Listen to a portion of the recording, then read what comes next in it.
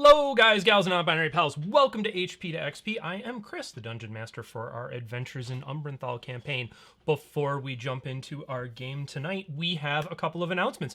We let everybody know on Monday during our Keeps and Conversations that we are going to be changing things up starting in May. So beginning on May 5th, we are going to do a month of one-shots, with each one-shot led and DM'd by a member of our cast. And then, beginning in June 2nd, we are actually going to be rolling out a new Wednesday campaign DM'd by our very own Jake and featuring our main cast. So we are going to take a little pause on Season 1 of Umbranthal and introduce Season 1 of this new campaign. And we look forward to having you join us for that.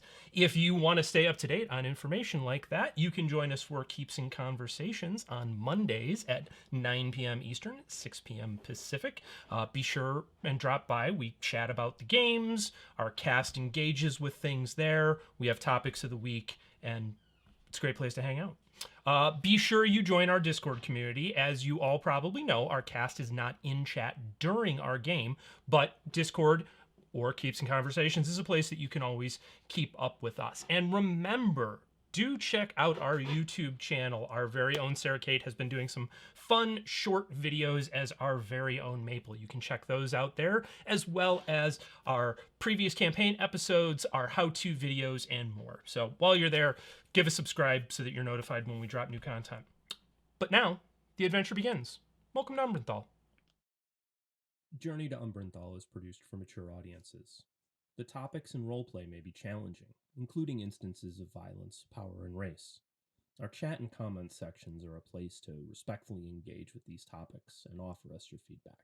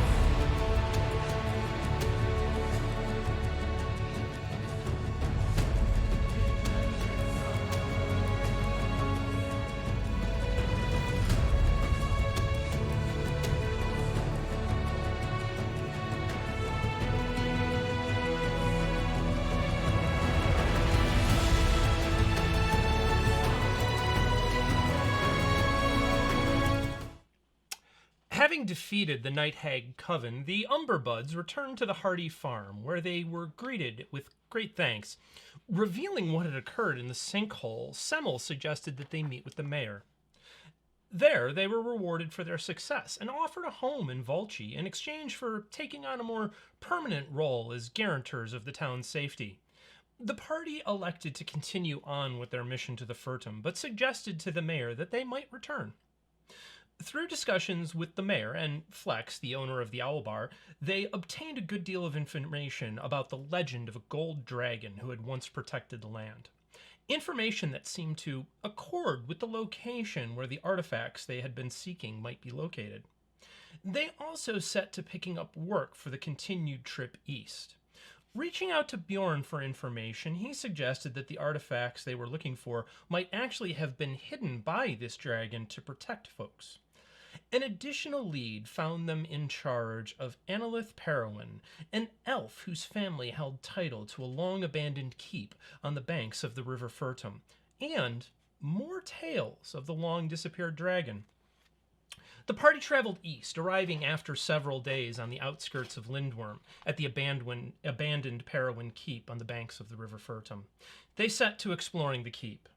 Trying to enter, they found themselves set upon by assassin vines, a foe they dealt with in short order. Exploring the first floor, they found it deserted, but with a set of stairs that led up and another down. The party split to explore. Cloud and Rhys, with Maple in tow, ascended to the second floor, while Fenn and Ahzyris set off to the basement. Reaching the second floor, Cloud and Rhys were set upon by ghasts, foul undead creatures with a vicious bite and the ability to paralyze a foe with their stench. The party joined forces there. The battle raged until the ghasts were eventually defeated. A victory, though, that was short-lived, as noise from the third level greeted the party. So, when we left off, Cloud, you were at the base of the stairs that would head up. You and your friends had just dispatched 6 ghasts. Rhys, you were still paralyzed and incapacitated from the ghast's claw attack on you. However, you would be coming out of that in pretty short order. You all begin to hear the sounds of movement above you. Some of it sounds heavy and scraping. Other sounds more like wind whistling about. What would you like to do? Boy, oh boy. Geez, bud, Rhys, how you doing over there? Fenn looks over and sees him paralyzed. Like, he looks sarcastic even now. I don't even know how that's possible. Is he still paralyzed, DM? Rhys, you should be coming out of it right nudge. about now. Oh, okay. As Ahzyris gives you a shove, you find yourself Nudge. moving, and Not a shove. as the 6'12" orc thinks With a strength of 10. he is giving you a very gentle pat on the shoulder. No, yes, you are nudged by Ahzyris and find yourself able to move. Well, I'm glad to see that's not a problem anymore. So he's going to touch his amulet, which shall glow as he harnesses divine power to restore a 2nd level spell slot. And then he will cast protection from evil and good on himself, which should give him every creature that's undead or fiend disadvantage against rolls against him. Okay. And it's a concentration spell, so when you hit Rhys, remind me I need a roll on that. Okay. When he finishes with that, he is going to lay a hand upon himself in order to heal some HP. So you see his hand glow, and he'll heal himself for 13, and he will look around for Mabel. Mabel? Yeah, what's going on, bud? That was some fancy stuff you just did right there. What do you mean? And then he'll reach out and put a hand on her shoulder, and then mutter some words in Undercommon, and you should feel a healing warmth through you for 12 HP, Maple. Wow, bud, I have never felt better. Thank you so much. But I do have to say, I'll take the lead if I want, but I think you'd rather take it. Am I right as far as going after what's upstairs? It sounds mighty mean up there. Are you sure you're up for it?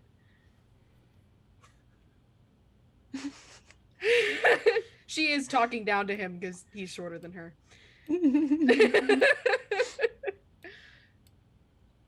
Maple. Mm-hmm. I appreciate your candor and your willingness to allow me to do what I like. Absolutely, bud. Free will is a wonderful thing. But, I will go upstairs if you ask me nicely. I just thought I would give you the chance first since, you did all that fancy stuff to yourself right there. Are you patronizing me? No, bud. I would absolutely never.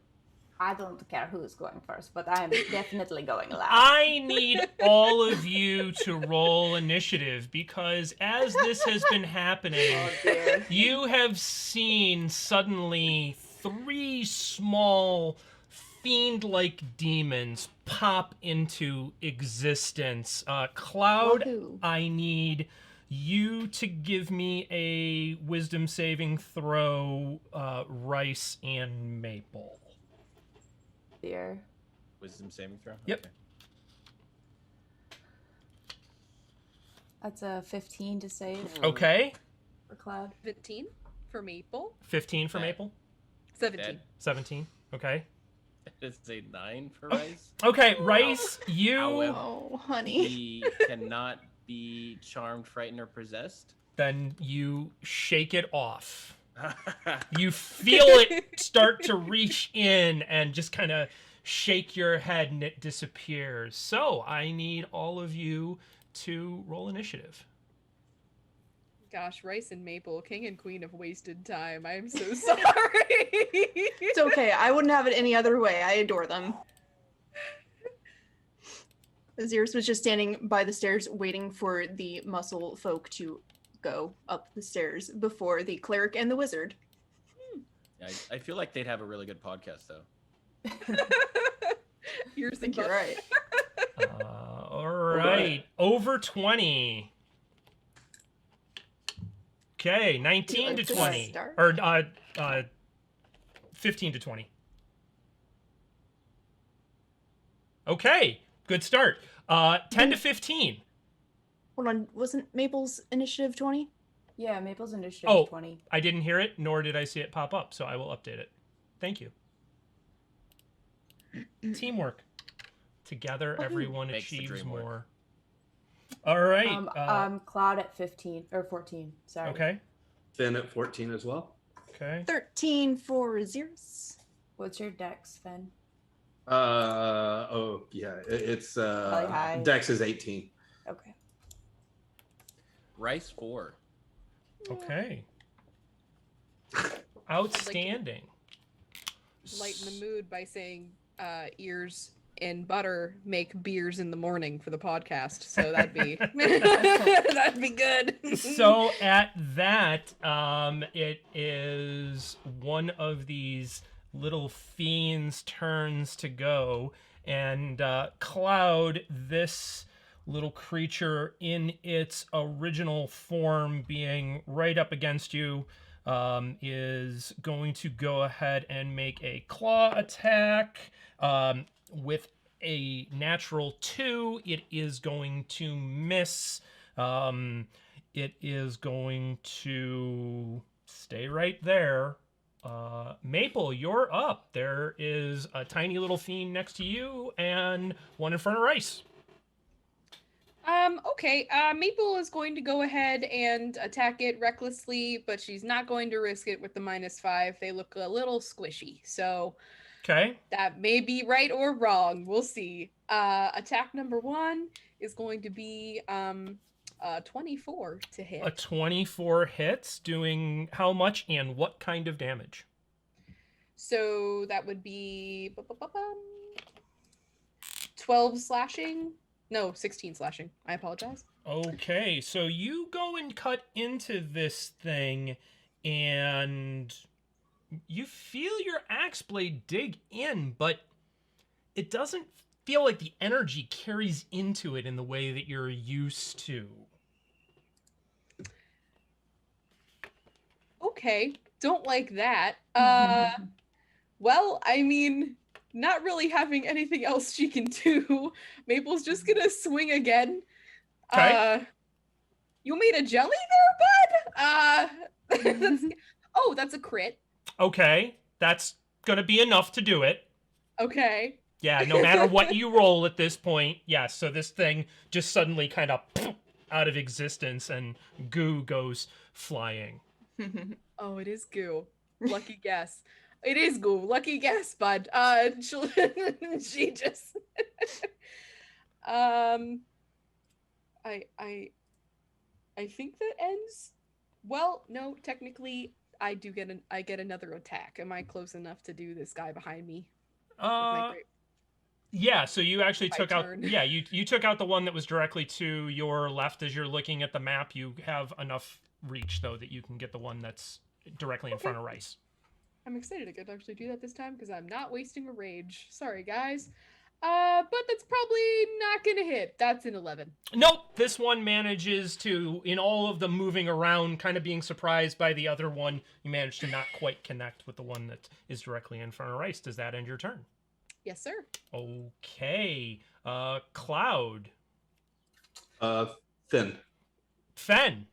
Yeah. So Fenn is going to pull an arrow out, and with his bonus action, is just going to whisper to it in Elven, and going to cast Hunter's Mark.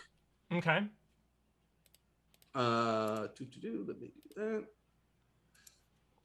And is going to pull out that arrow, and seeing the one that had reached out at Cloud, and not wanting them to get injured, is going to unload his first arrow attack on that one. Okay. And that's a 28 to hit.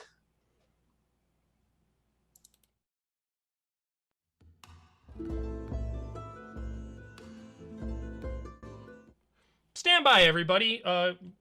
Chris is trying to figure out what on earth just happened to Zoom. Because every day there's something. Okay, I think it solved its problem. I don't know why it did that. Thank you for your patience. Nope, that didn't help. Okay, how about we try this? All right.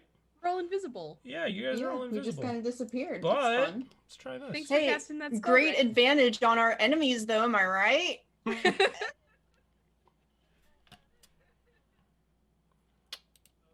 This is another one of those days where OBS is not happy and does not want to do its thing. Interesting. No, I check for updates every single time I turn it on, and there are none available. So let's see what on earth happened. It should. We're gonna try this again, folks. And if this doesn't work, then all right. We are gonna try something entirely different here. Stand by. The internet's fun, kids. The internet is fun. See, this is why it's super cool when you have experts that do this stuff. I'm so sorry. I am not that person. Just in case anybody was curious, not that guy. Okay, so with that, we are going to go with a modified version of being able to see all of our players for now, and we will come back to a battle map for all you folks at home when I get the opportunity. So, at least now, we're all visible. So, Matt, I'm going to ask you to start over from the beginning of what you were describing for us, because needless to say, I was very lost. All right, so Fenn, having seen this thing lash out at Cloud and not wanting them attacked, pulled out an arrow, whispered to it in Elvish, pointing at it and casting with his bonus action Hunter's Mark, and then fired first arrow for 28 to hit and 15 points of damage. Piercing damage? Piercing damage. Okay, so this thing slices into this thing, and it kind of jerks around a little bit, but it's still there. And then it does pulls out second arrow, the same thing, and that's a crit. Okay. So a 20 for a total of 29. Okay, and with that, this one splots out of existence into nothingness. And it's just like, yeah, don't mess with the cleric. And and then with that, is going to use his movement to move over about just about 5 feet. Okay. Easily and done. That will end Finn's turn. Cool. Cloud, the little tiny fiend that had been just in front of you, hit by 2 arrows from Fenn, just sort of detonated into a pile of fiendish goo and disappeared. What would you like to do?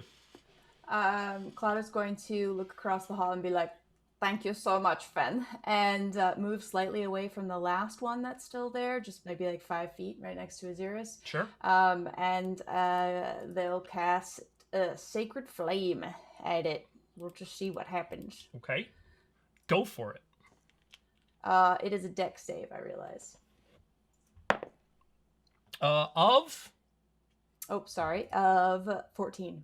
Okay, so as that sacred flame lances out, it catches you out of the corner of its eye and sort of skitters a little off. For 9 points of damage. It saves. It got away. Never mind. Yep. That's my turn. Okay, cool. Ahzyris, you're up. What would you like to do? I'm gonna just fucking Eldritch Blast this buddy. Go for it. I will, thank you. First one is a 19 to hit. Okay, that hits. Beautiful, for an entire 3 force damage. Okay. The second one is a 13 to hit. Okay, that just hits. Beautiful. Oh, And that one hits for 10. Okay, Nice. and at that, this one detonates out of existence. Beautiful. So, you suddenly find yourselves alone once more on this level, but now the sounds from above are getting louder. And still sounds like dragging. There's sounds of like what sound like feet or hooves, as well as sort of this sound of stuff moving through the air, almost like a swarm of something. Oh, good. Swarm. Hold on. Hold that thought. What does Ahzyris know this session? Like a But- swarm. This is a simile. well, that sounds like some kind of ruckus. I don't know if we Ooh. should. We might need to move Ooh. to get up there. Ahzyris is going to turn towards this big open area, Mhm. point his staff up towards the next level, and The- he is going to cast web. There is a ceiling that separates. There is a ceiling? Yeah, so Okay. it goes. Gotcha, so The there's not opening another goes hole. down. It does not go Gotcha. further up. Beautiful. Then I don't have to worry about a giant swarm coming down. All right, cool. Never mind. I thought there was another hole above us. In that case, Nope, there's a one-hole keep. What were I you gonna say, Jake? suggest. Go ahead. Are we going to go kill whatever that is upstairs? I think we better do something because things are just popping up out of nowhere. And we should probably do it somewhere where we have a better place to fight than this. Either downstairs or if we think upstairs might be better. If it is upstairs, if it's upstairs, wouldn't we have to go upstairs, or would we lure it downstairs? What are you suggesting? Either or, basically. Okay. I'm saying where we are now Mm, is not good, and we should either go upstairs or downstairs, and we should do it fast. okay, I understand and I agree. I think right here, as long as there's no holes or windows being jumped through, so I just gave the idea. Just put me in front of the stairs, and then you all can hit it, and then I will stand there until I die, and that will be enough time. I think that's the You're- plan. You're not. That's my- You're not. You're not going to die. Can't really let you die, but we should definitely not stay on this level. I agree with Ahzyris. This is tactically a very bad area. Well, why don't you lead the way then, Rhys? And Maple, you want to follow, and then I'll go third, and we'll try to keep the others in the back where they can avoid contact, hopefully. Absolutely. You know, Claude, you're taking up the rear. That's good news for you, but I would not like to see you get absolutely pummeled like you did before. That was not something that made me glad. But Rhys, I will say that I will be the first to scoop and scoot you to safety if anything tries to down you this time, okay? You have died a couple times in combat already, and I'm not ready for it to happen again. So Well, we better Who's- skedaddle. Give me an order if we're going upstairs. Rhys Yeah, is gonna be first. Okay, Rhys, then who? Maple. Then Maple, Then Finn. then Fenn. Then Ahzyris. Okay. And then Cloud. Okay. Boy, I sure wish that wizards were not selfish creatures and made, like, I don't know, shield spells that could affect other people that aren't themselves. Well, I think we better skedaddle, y'all. All right, so you're going up. Yep, we're heading right in. Let's Outstanding. fucking go. So you begin taking the style. spiral staircase upstairs, and you find yourself in this room filled with rotting furniture, broken glass from various items, broken pottery. As you come up the stairs, you see that there are a couple of rooms right at the top of the stairs, Rhys, that have open doors, and then there's a hallway that goes down the hall to your left. As you hit the top of the stairs, you can hear all of this noise getting louder and louder. The sound that you were hearing of a swarm like happening is coming from the two rooms directly across the hall from you, and then there's the sounds of hooves pounding down the hallway. You reach the top of the stairs. What would you like to do? Firstly, Ahzyris says, "Oh, good. It's even smaller up here."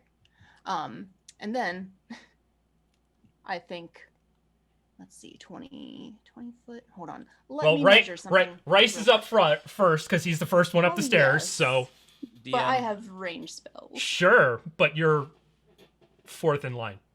That's true. Up a spiral staircase. Rhys is going to touch his amulet, which glows, and then cast Divine Sense, and he's going to be able to sense any undead, celestial fiend within 60 feet, not behind total cover. Can I get a count? 1, 2, 3, 4, 5, 6, 7, 8, 9, 10, 11, 12, 13.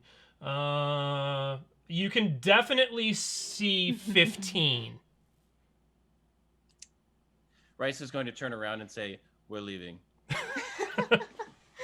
Ahzyris turns and starts pushing gently Cloud down the stairs. We turn around. Okay. And as we head back down, Ahzyris is going to point his staff upstairs and cast web in that room. Okay, go for it. He does so.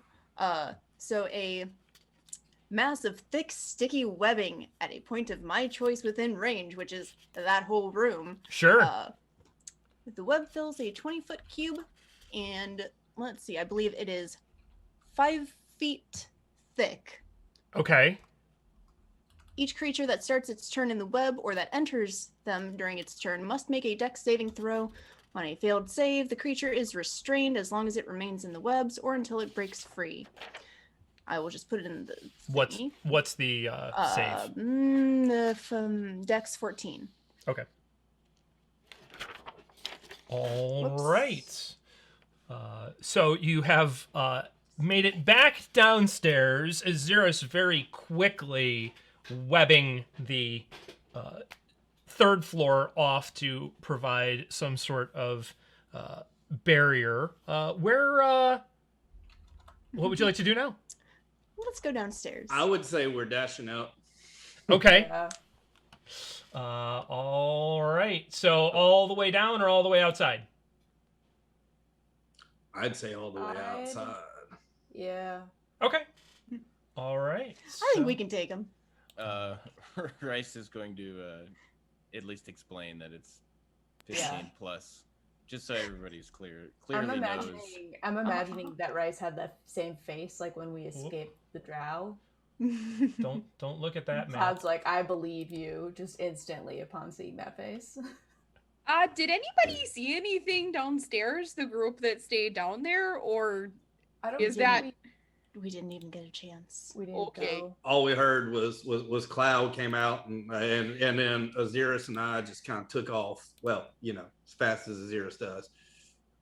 I try my best. Okay, yeah, I don't want to be responsible for killing a god of cats today.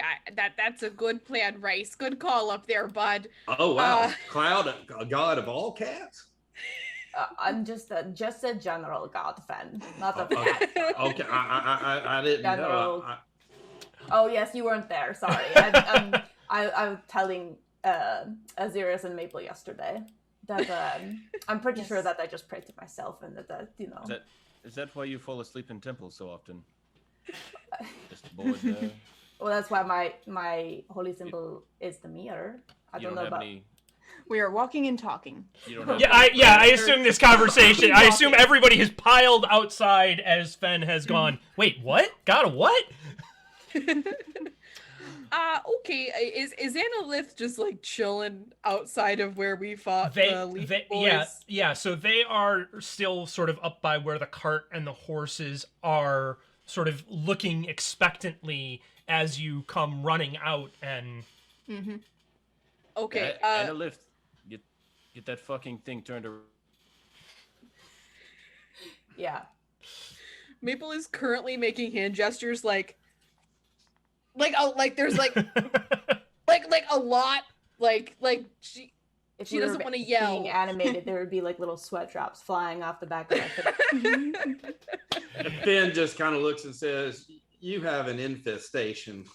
Let's just put it that way.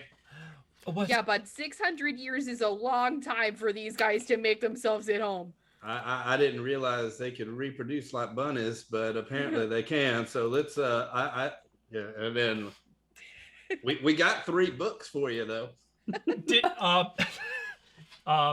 Okay, so you, I assume, just darted right through the vines. Well, they were dead before. Have they looked different? Well, you did kill 2 assassin vines. However, the entire area is surrounded in vines. So if you all just sort of ran straight through, everybody give me a dex save. Yeah, fuck it. We were just running. Panic Get running. Bigger concerns. Oh, good. The only way I run is panic running. Just I got a 14, All right. which is pretty good for a wizard. I also got a 14. Okay.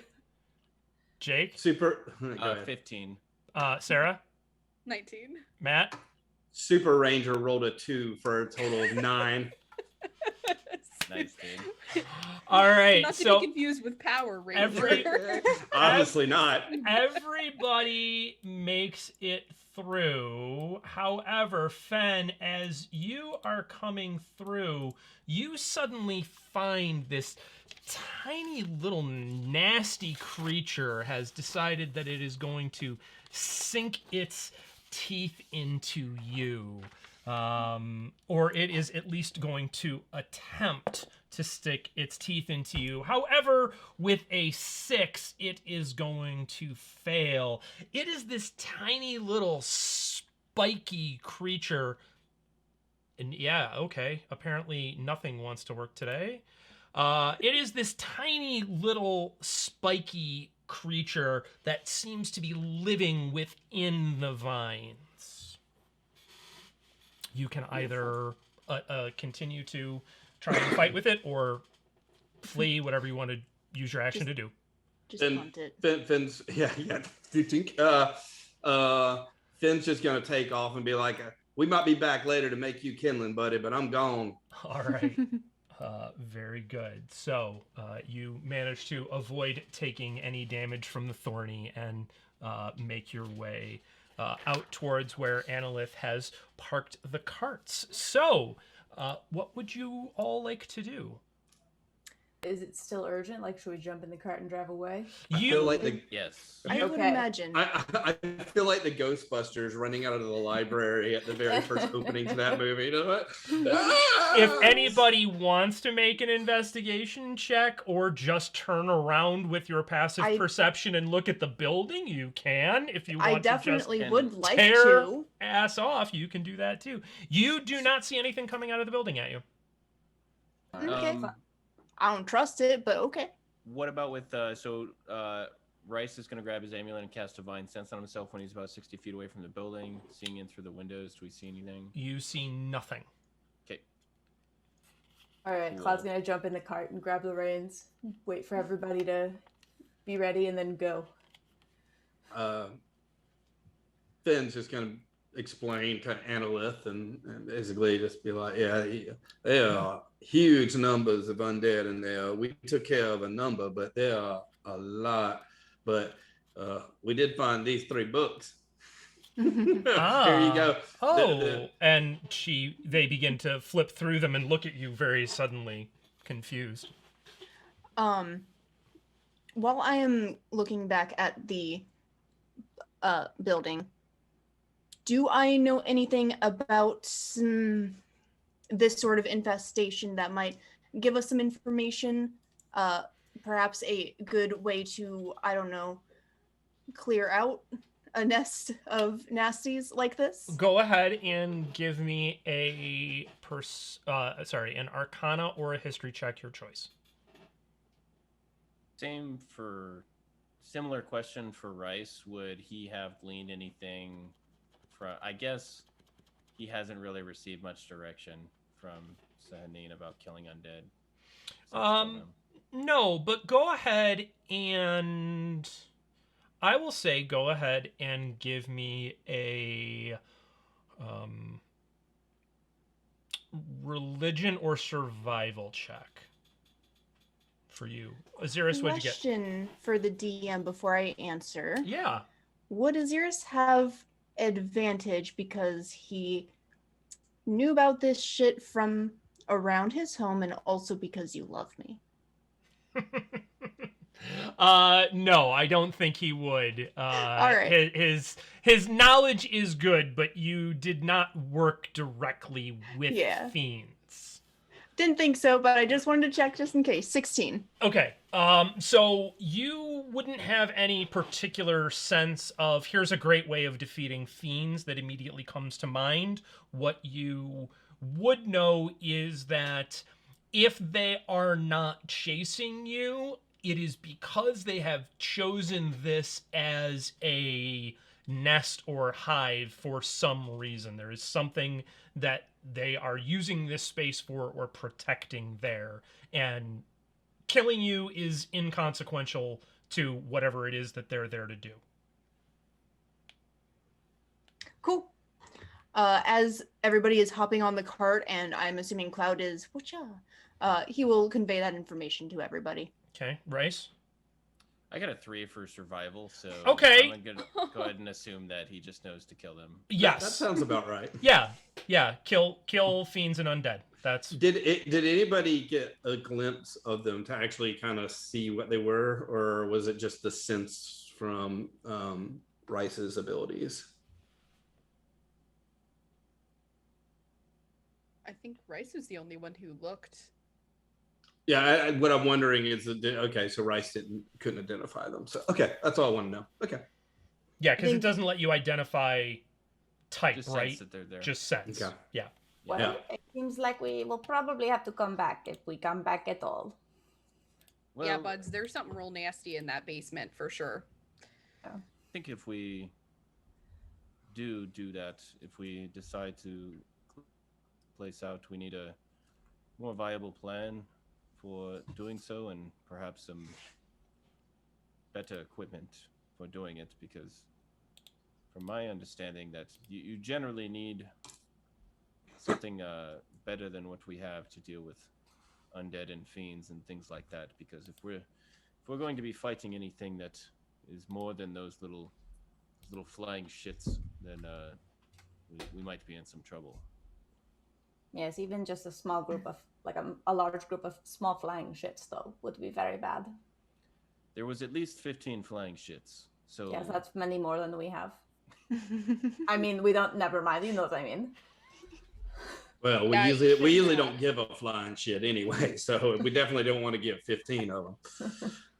But did you see my glowing flying shit earlier? I don't know. I'm done with this conversation. I'm driving us back into town where the inn is.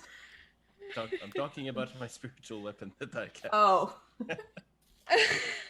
I did see that. Thank you so much. You saved my life. I thought that perhaps there was nothing up there, so. Right. I was particularly inspired by you. I think I was a little too inspired by myself. Got a little bit, what's the word? Overconfident? It's okay. It'll happen again. Enthusiastic. As we're heading back, just going to turn to Annalith and being like, was there anything in that mana that would draw these kind of creatures? Nothing. I mean, nothing that I can imagine.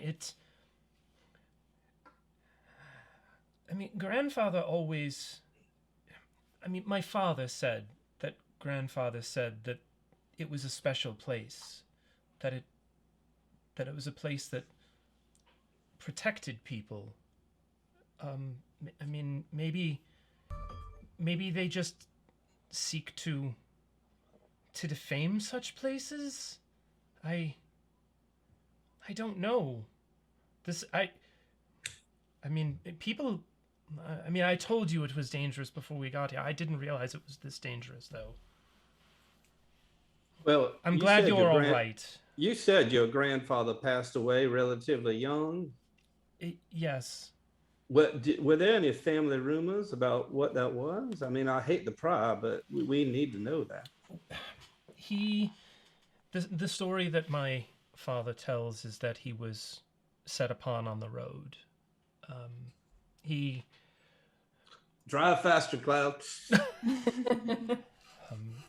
That he was set upon on the road and mauled by something. They didn't know what it was. And it was shortly after that, when my parents were taking care of the keep, then that it was set upon by these fiends. My father didn't make it sound like it was this many. I mean, he tried to recapture it with enlisting the help of other adventurers like yourselves, and they were overwhelmed, but I couldn't have imagined that it would be like this. He never described anything like this. Imagine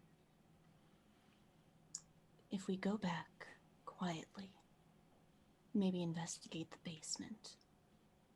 They didn't notice us until we started, fighting the zombies up there. So they may not notice us if we just quietly sneak into the basement, see if there's anything I know there. I know that Father said there was a sewer, I suppose, of sorts that ran out towards the river from underneath. Do you know where Imagine the entire group just looks towards Cloud at the mention of sewer. Immediately what I thought of. We pull up at the moon cairn. If I have to do it, I have to do it. But I'm not doing it until tomorrow. Well, maybe we can book a reservation at a spa for the day after tomorrow, just so to be prepared. Like where your head's at. All right. Go ahead. I don't think they have a spa in this small town. I didn't see one. There are 3 buckets of hot water in Lindworm you could acquire. Cloud's just covered. a quick inquiry with Analyth if they know where the entrance to the sewer is, like if they can direct us there, and also. Okay, I've never seen it myself, but supposedly it's along the river, so I would think it would be somewhere on the east side of the property. Okay, and do you know where the sewer goes in? Does it go to the basement? It goes under the keep. I don't know exactly. Well, there's a few things I can imagine are going to happen if we go that route, and we're going to be tracking along the river. We'll probably be attacked by something in the river, and we have to deal with that without using our spells. Then the entrance is probably locked, so we'll have to deal with that. And then there's probably nasty things in the sewer. And then eventually, perhaps after just coating ourselves in muck, we'll come across the basement. Rhys has a good point. Perhaps we just go the same way in. Well, one other thing. What time of day is it? At this point, you had set out in the morning to head there, so you've only been moving for a few hours. It's relatively early in the day, just before noon. Well, We were inside for 5 minutes. well, Maybe 45. You did take your time examining the first floor.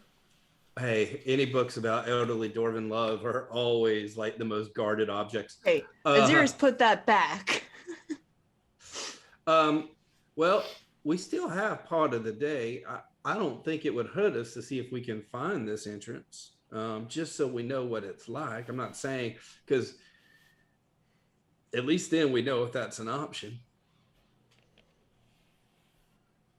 I think scouting it out is a good idea.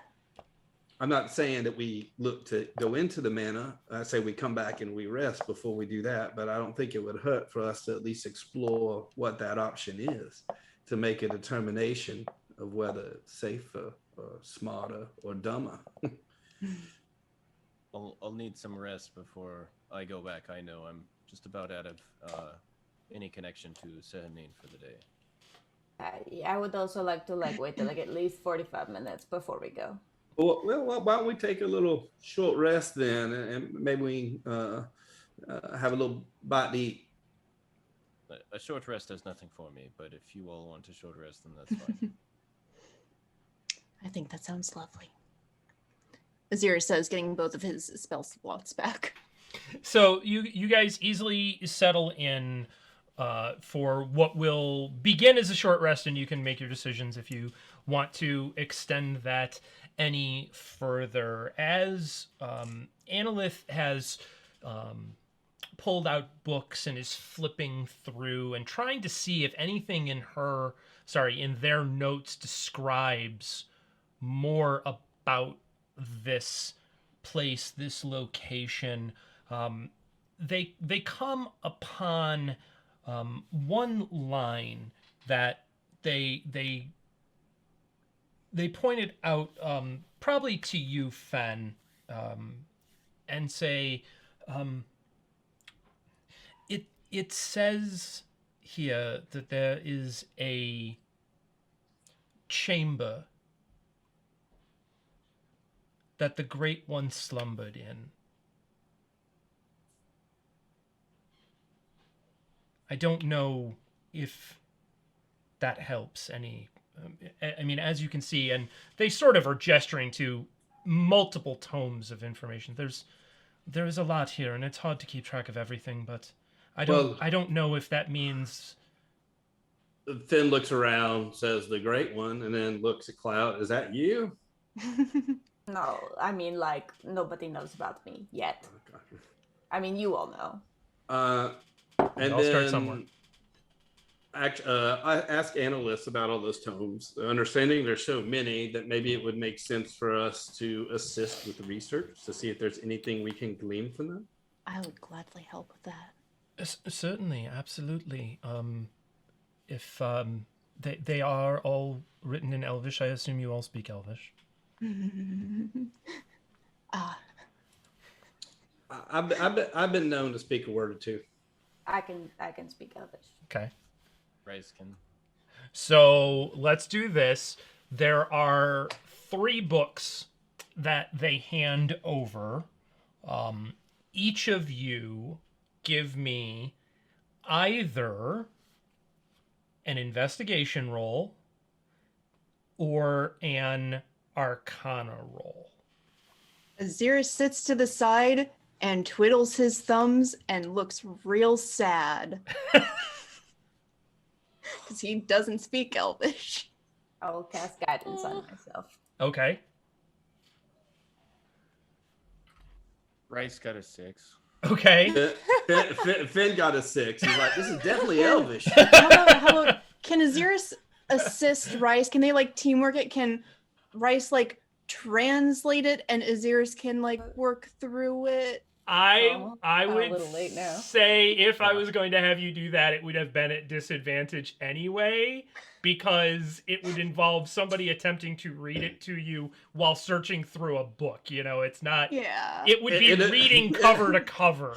It'd have been a telephone game. At the end, it would have come Yeah, out I absolutely applaud the try. So, Rhys and Fenn, neither of you find anything that strikes you as particularly informative. There are some records about the farming that occurred on the land and in the area. There are notes about various folks who help tend to the keep that go back 1,000 years ago. Cloud rolled a 19. Yeah. Oh, okay. So, Cloud, as you are flipping through this, you find reference in a section that Annalith describes as being in their grandfather's handwriting. And what it says is this: they are after the Great One. I've tried to hold them off. I don't know how much longer I can. And Annalith didn't share this with us, or maybe didn't notice it. She was not aware yet of this passage, or it did not strike her as something. It did not make any sense to her. Okay. Claude will point it out to the group as noteworthy. Well, so I think we really have two options here. We can try and close this hole to the abyss that is opened, or we can just flee for our lives. So. I feel like we should probably close it. I don't know how to do that, though. Right. Well, y'all want to just go see if we can find where this sewer is, just to see it this afternoon? Rhys, I know you said you're about tapped, but I'm happy to go out front. If there's no way to close this portal, what is the purpose? The purpose is to gather information so that maybe we actually know if that's a better option for entry when we go out there tomorrow, scouting and reconnaissance. Right, but what I'm saying is if there's a portal to another plane and it is dangerous and we do not know how to close it, why would we go back in? It just seems like it would just refill. Well, okay. Well, so essentially we decided not to return to the manor. I just want to know, it makes sense, your plan. I just don't know if we can do it or how we would do it. Does it sound like there's a portal? Because that's not what I was getting, unless I'm just forgetting some information that we had. Because I know that there are fiends here, but go ahead and give me a Arcana or History roll, Ahzyris, as you're hearing this conversation. Just so everybody's aware that that's the first time portal was mentioned is when Rhys brought it up. Okay. That's what I thought. 11. Okay, yeah, you would know that fiends are capable of coming to the material plane without portals, that they just sort of pop in and out of existence between their home plane and the material plane, kind of whenever they feel like it, more or less, and that they will often show up to either sow chaos and destruction just because they get their giggles from it, or because they are trying to incite some sort of chaos that will kind of coalesce in an area with a deeper intention in mind. And while they were all studying and Ahzyris was sitting there twiddling his thumbs, could he have tried to think of what the Great One could have been in reference to? If he knows anything, I'm assuming probably not, but go ahead and I'm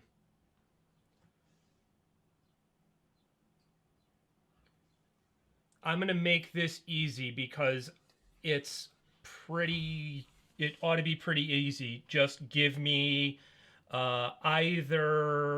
just give me a straight up intelligence roll. In that case, I feel like we can definitely go check out the sewers, so I'm in favor. I don't know who else is down. Can Maple, Rhys? What'd you get? Live with the roll. Live by the die, die by the die. So if I'd had advantage, I would have gotten a natural 20, but instead I got a 6. Okay, so with a 6, Ahzyris would go, well, there's been a lot of talk about dragons. I hear they were great. See, that's what I was thinking, but yeah, I didn't want to just assume. So, okay, cool. So that with a 6, that's what would pop into your mind. Great. I can roll a 6, and that's perfect. So, Ahzyris will share both You might have information found that something he entirely different with that 20, but absolutely, but he's going to share what he thinks. So a fiend dragon. I think perhaps what might be going on is they're trying to potentially keep, if it is a dragon, keep this dragon from protecting the land. Well, whatever it is, I am definitely down to go find it. I cannot promise I am particularly stealthy today. You know, thankfully Rhys healed me up real nice, so I'm okay, you know, goodness-wise. But my feet haven't gotten any smaller in the last couple days, so... Well, we don't need to go in. I think we just need to... I think we just want to Scout. locate it and scout it out. And I'm happy to try that new thing. It seemed to work all right at first that I did. So, I mean... I can always see if that worked, because that seemed to make us quieter as a group. So it worked wonderful. I didn't trip at all. Fenn, you have a real good idea of where you're going pretty much at all times, so I'm okay as long as you go first. That's because I have nowhere to go. So when you have nowhere to go, you're always there. Such a good motto. We Rhys head is back just- then, I guess. Oh, go ahead. Rhys is just staring off into space, and then suddenly he'll ask, "Is there a spell for making your feet smaller?" Ahzyris I've just heard- kind of... I've heard of people making it, but it makes the rest of you smaller too. That would just make Maple normal sized, really. Probably. Well, I'm ready to go. Well, if that's it, I guess as we start, how far was it to the manor, Chris? it was just about an hour outside of town. So you're going to head back that direction. Head back that way, and about 15 minutes out of it, Finn's gonna get some more burned ashes and cast Pass Without Trace on the group again. Okay, easily done. As you begin approaching, the area, it seems as though nothing happened. The outside of the keep seems to be just as it was when you both entered and left. There is no sign of hordes of fiends pouring out of the building. You can see the sort of the remains of where the assassin vines were that you had cut down in the early fight with them, but the thorny that had attempted to attack you on the way out, Fenn, has disappeared its way back into the tangle of underbrush and vines that are there. So what would you like to do? Yeah, before we get close, I was like, well, why don't we head towards the river to the east and keep well away from the manor, at least, and see if we can find at least what the entrance is. And we do so. Okay, so as you head over towards the river, you can see that the river sits down maybe about 10 feet sort of below the level that you're on, but where you're at has sort of sloped down away from the keep. So at this point, you would guess that the river level itself is probably somewhere around 30 or more feet underneath where the first level of the keep was. To the north, you see a copse of trees that runs along. As you sort of are looking around, you can see that there is another small area beyond those trees that looks like maybe there's another kind of depression that falls off towards the waterfront a little bit more there. Yeah, let's take a look. Okay, heading over that. And Carefully. moving quietly. Yeah, we're moving. Carefully. This is a recon mission, Yeah, so just sure. I think without having to repeat it, that we're trying to move Yeah, on the sly. yeah, without a doubt. I was moving Ahzyris, but other people first.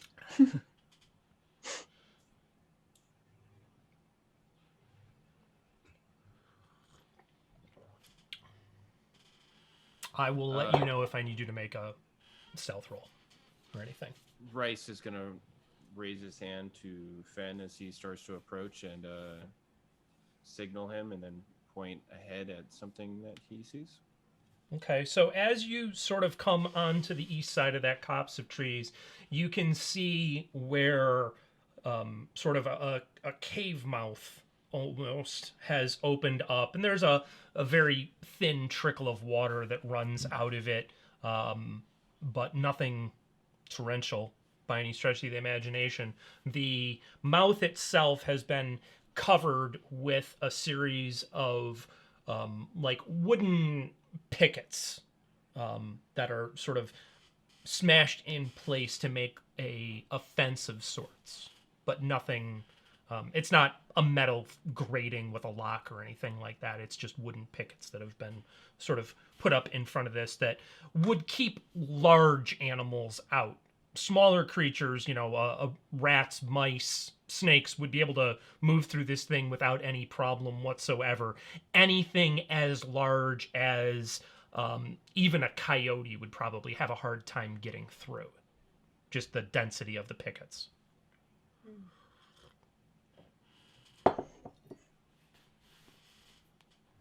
Okay.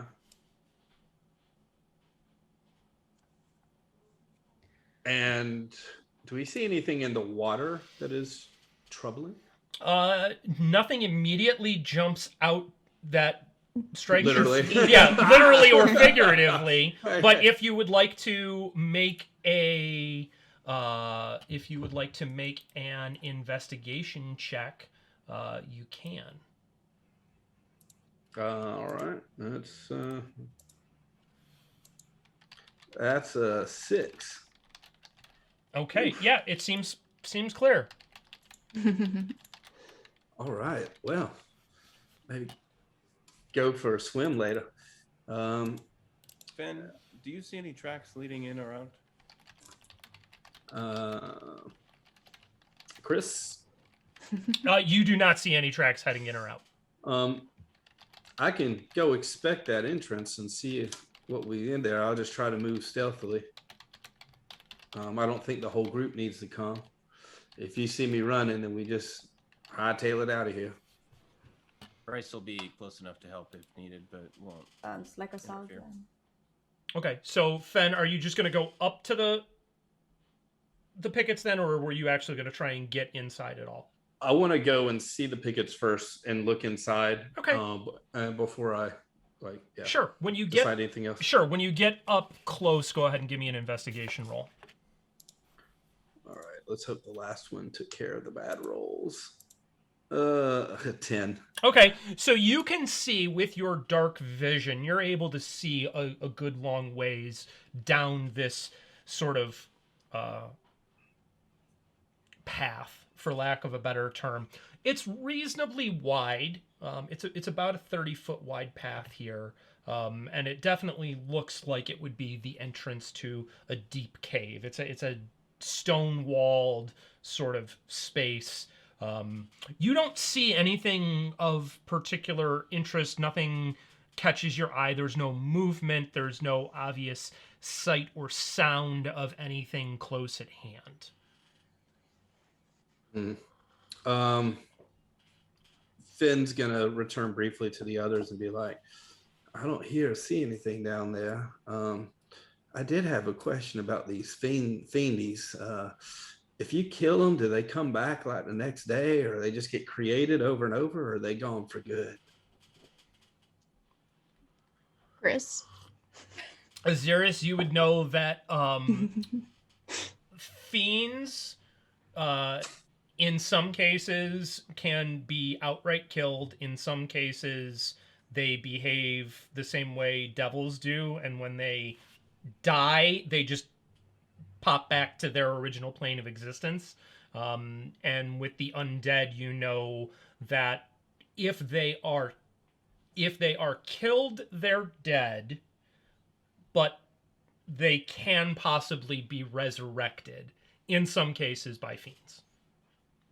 Some fiends are able to raise the undead. Mm-hmm. Well, He conveys that. Sure. well, it was quiet down there. And if that's the case, I don't know, unless we want to just see where it goes to the end. I don't know if there's no benefit to just killing a whole bunch of things that'll just be resurrected the next day. I don't know. I mean, I'm willing to go in a little bit, but I don't want to get trapped down there. Honestly, I'm okay with just heading back now. I think just knowing it's here and that we can get in and it seems safe from what we can see, I think that's good enough for me. Yeah, maybe we should. Another thing and then with that, if everybody else is in agreement, start heading back to town. Yeah. And then Fenn was like, should we just burn it all down? Burn it. I mean, I'm lit. Like, can we set like the whole like shrubs on fire? The shrubs maybe, but I'm pretty sure that fiends are not going to. Also, I think we were hired to save this place, not burn it down. Just saying. Yeah, I guess and ask him. I just want to know if worse comes to worse. This is old and decrepit. We could probably light it up pretty quick, and then so I just might want to see if there's any sort of shop in town or something that at least has some oil or something that maybe we can pick up, just an emergency measure. We can talk to who is the Adeline? Yeah. Perhaps this job is a lot. It is a lot, and I don't know what we are getting paid for this job. Not to be like, that person who like pays attention to the money and whatnot, but like, it is a big job. Ahzyris looks up and is like, oh yeah, we were getting paid. Yeah, I just got excited at the concept of a dragon, honestly. Was it 500? Was it 500 gold? Was that what it was? If I remember. I take terrible notes, so I'll let me. I think that sounds right. I don't think take it's notes. mostly just so we can let me figure go out back what to the my heck notes. what the heck is down here? The Yeah, it was questions- Yes, 50 gold for escort, 500 for clearing. Yep. the questions we have in regards to the fiends, why don't we just ask our wizard friends? We have 2, and we have 2 sending stones. We can Good idea. we can ask pointed questions at them and perhaps get some idea of how to better fight these things, or whether or not this is well over our heads. I think that's an excellent idea. It's I think go ahead. Who wants to talk to the bear? Ahzyris looks over for a moment and then looks away. Because everybody else is going to blush. Fenn blushes hearing that and hands Ahzyris is over already the sending blushing. stone to Steph. Ahzyris is definitely just. The cloud. I was not attracted to Bjorn. It's the rest of you. Sure, right. All right. Ahzyris So says nothing. so Cloud is going to talk to Bjorn. Is anybody going to use the other sending stone to call Illidan? It's a great question. What specifically do we want to ask? Because Ahzyris would be willing to do it. I just don't know. I can't think. I am not smart wizard. My character is. You could call one and then decide to call the other one based upon any information you got. That's a great idea. Let's do that. I think if Go ahead. Or we could tailor our questions to each of them because they are 2 different wizards from 2 different schools. Bjorn, I think we ask first because he probably has less. I don't know, actually. He travels quite a bit, right? So he knows about the undead problem, right?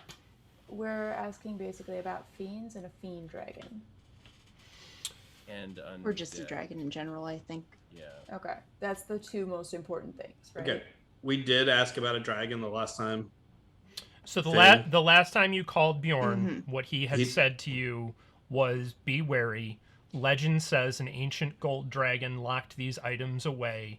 It said the great worm died defending them from hordes of undead." Cool. You So had I think inquired we of should- the artifacts.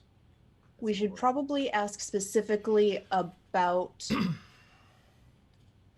best ways to deal with fiends, best ways to deal with if they are holding something captive, because it seems like they are doing something to the Great One to keep it, whether it is like under their control, whether they're just keeping it slumbering, whatever it is. If there's any way they know how to break their power over it, I guess. Just for the record, I would like to contribute the fact that the Grey Worm and the Great One sound too similar to me to think that they're not related. So that's my 2 cents. Thanks for listening. That was a great TED Talk, That's Maple. great. That's great. Thank you, Maple. Don't let me use the sending stones. I'll just blabber to both of them, okay? We need to be writing down what we're asking first. I think with 25 words, we could technically ask 2 questions apiece if they're nice and short. Great Worm equals trying. Great One is only Alright. technically 4 words in a symbol. Well, mostly the 2 stop us from standing here all day, and I'm just going to do it, and or else we're just going to keep talking about doing it. Go for it. I'm going to sending stone and Okay. ask Bjorn. Hey Bjorn, it's Cloud. Do you know anything about fiends? We have lots here. Also, fiend dragon. Do I have anything We left? got 4 more by my count. Matt says you have 7 left, so we'll split the difference and say 5. We are in Lindworm, which is the city, I believe. Yep. Okay. A pause happens for a moment.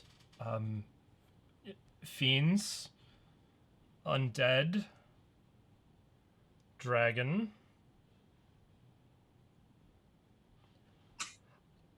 I think you may need help. Lindworm, you said. Is he gonna come? And at that,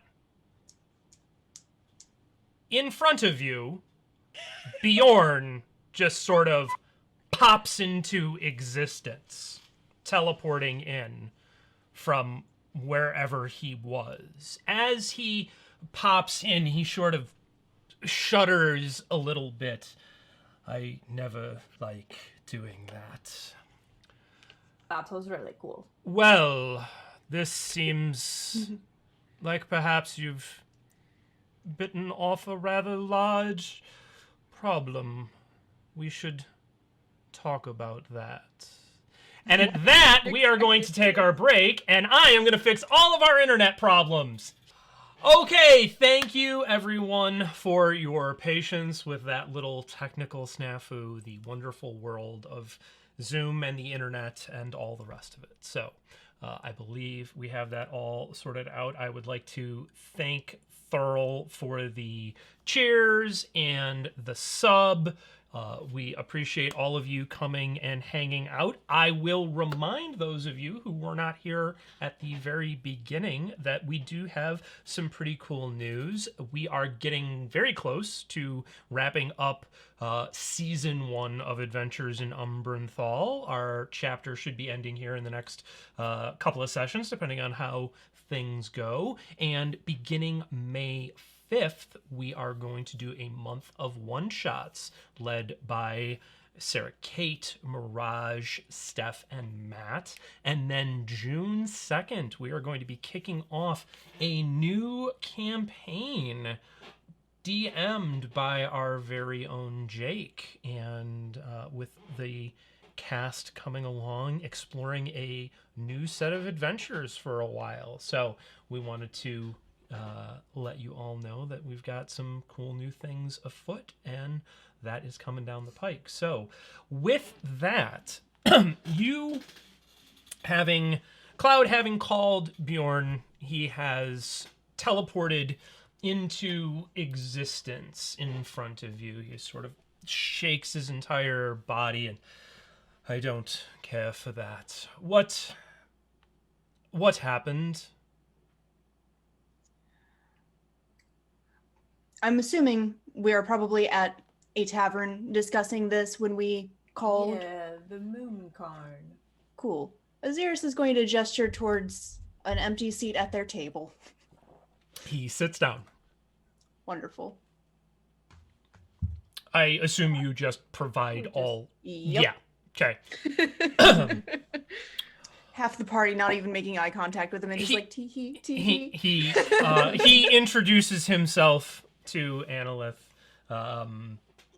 asks her if he can read over some of the journals that you've mentioned, and you see very quickly that he sort of has all three of these laid out in front of him, and looking at all of it. That's some impressive speed reading. And I mean, he is definitely bouncing around here. There's a lot that he is doing, and oh, good. Ahzyris is watching on with mild jealousy because he still wants to read them. So after just a couple of minutes, he looks up. What I believe we, if I may be so bold, are dealing with is that this gold dragon has been imprisoned by fiends. There is a great likelihood that he has been trapped in what's known as a mirror of life trapping. It is an extra plane of space. He cannot get out unless the mirror is broken. These fiends seem to have set it as their goal to keep him from being free. The stories that I know of gold dragons are from before my time, but what I understand is that they protected the land before the rise of empires, before the rise of nation states. It was the dragons that provided protection. And fiends, as they are wont to do, like to cause chaos and trouble. So it is entirely possible that their designs involved locking this beast and others like it away. That would explain much of what has happened in this world in the last several hundred years. Ahzyris has been just taking notes of pretty much every single thing he's been saying, nodding along. Just, this is quite exciting. And just keeps writing. In your personal opinion there, Bud, is there something that we should be pursuing still, or do you think that we're not quite there yet as far as us being strong enough to save a whole entire dragon? Like, I can see maybe a half dragon, piece of cake, but like a whole one, I'm not a confident gal. I'm not gonna lie to you, Bjorn. I understand you've dealt with much. I believe that... I believe you have likely located where the dragon is. If they have marshaled as many fiends and undead as you say, and they are not going out into the world to sow chaos and bring it down on them, they must be there for a reason, and the only reason for them to be there would be to protect something. So I believe you're in the right spot. Okay, but is this a death mission? Because, I mean, we all mean super well. But I don't want any of my friends to die tomorrow. So this seems like a really fun thing that we could do. Lots of great sword practice. But I just want to make sure it's somewhat safe. Well, I said we. I'm willing to go along and provide what aid I can. That would be Wonderful, thank you. Jon, Ahzyris says, not making eye contact. can you just destroy the entire thing and, you know, What done in with it? the entire keep? A few of us Right. have this idea that you could just burn it down and it will all go away. Well, I mean, magic missile is quite a powerful spell, as your wizard friend would know, but I do believe it has its limits. I don't believe even my abilities, such as they are, would be able to eliminate the building in its entirety. You're How- more of a teleporter then. Got it. However, I certainly can use the skills that I do have to aid in removing some of the threats, some of the problems that we could face entering.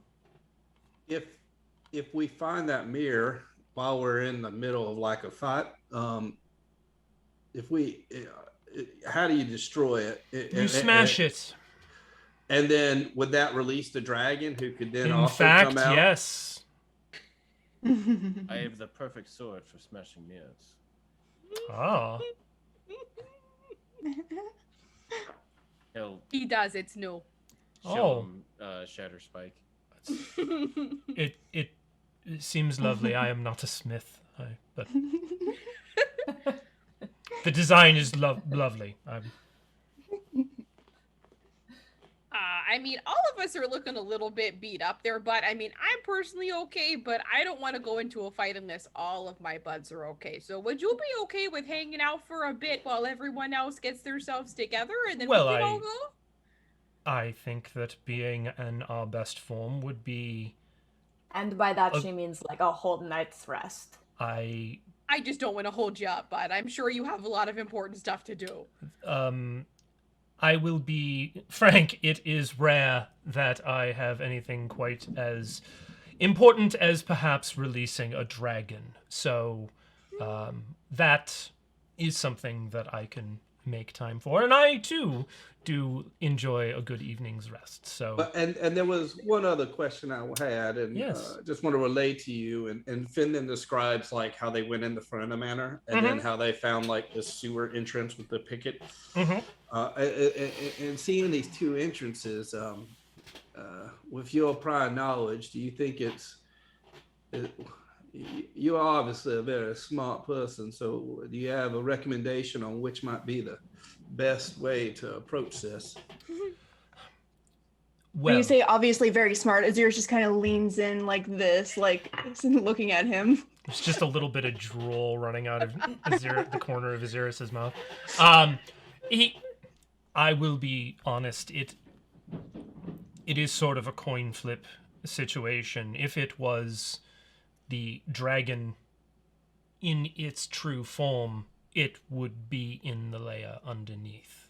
However, if it has in fact been trapped in this mirror, the mirror could be anywhere. So it is likely that had you seen this mirror on either of the levels that you say you explored, you would have recognized it very likely for what it was. You would have seen a dragon moving inside of it. It would have been apparent.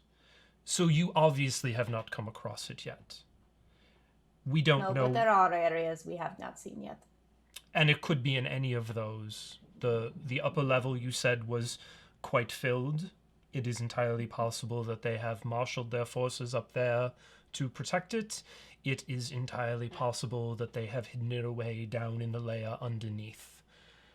Or in what would be the larder level of the keep itself. It's something we will only be able to find by going in. Then, what we can do, I think, is perhaps I can make you invisible if you wish to scout out the lower levels and at least take a peek at what's in there. and then we can figure it out from there. Okay. Well, that's kinda... I certainly think that invisibility is a great tool to use, and should you wish to do that, I think that's a great thing. I will offer, if you would like, I could do that for you. It is likely that I have a bit more arcane power to summon than you might, and for something as relatively simple as an invisibility spell, it might be worth you not using your limited resources if you would like me to do that for you. Ahzyris sighs at limited resources. Just looks down at his book. Sad. Well, and just in general for the group, might need to decide, like, are we going to try to sneak in and pick them off as we go? Or are we going to try to like bum rush in and try to take out the majority of them while we have everything? I think the first option is a better one. The second should be if things go south. Any of you telepathic? Ahzyris raises his hand. It is a skill I possess as well. If you were to go in with your friends, you could communicate to me, I could communicate back.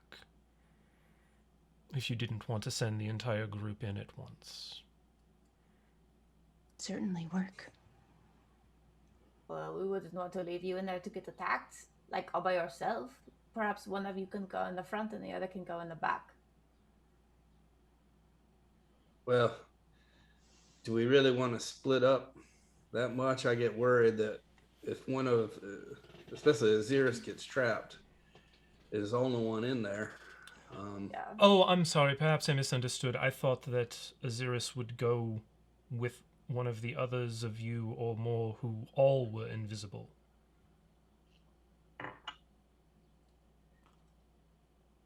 You're going to cast invisibility on all of us? That's incredible. That could work. I can, if that's what you'd like. Wow. I've never even heard of that before. Well, you did just teleport to us from Wherever. whatever that refugee camp that you were in, wherever you were. Bjorn, Mr. Bear. Bjorn's fine. Okay. I just wanted to ask too. It seems that you be suggesting you'll be doing some things. Are you accompanying us, or are you providing support from afar? I can accompany you if you would like my help. And you're getting out of this like seeing dragons for the first time. I think just helping free a dragon is in and of itself enough it's of a pretty reward. cool. Okay, yeah, that's true. If this is what it seems to be, I would be perfectly happy to have a gold dragon owe me 1/6 of a favor. Fair point. You're in. We were deciding before, but I just officially decided right now. You are quite the leader, Cloud. And they are a god, so I'll just cough loudly towards Fenn.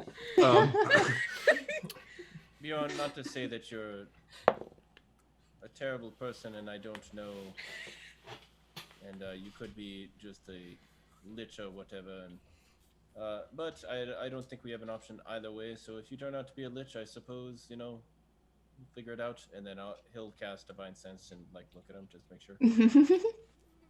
He sees you cast it and just smiles. Satisfied? I don't say I'm ever satisfied. Rarely. I mean, I'm just... Well, come on, Rhys. Who licked the red off of your candy? I mean, come on. We're gonna need help. What Well, does that even I mean? have questions about that one later. We'll get to that.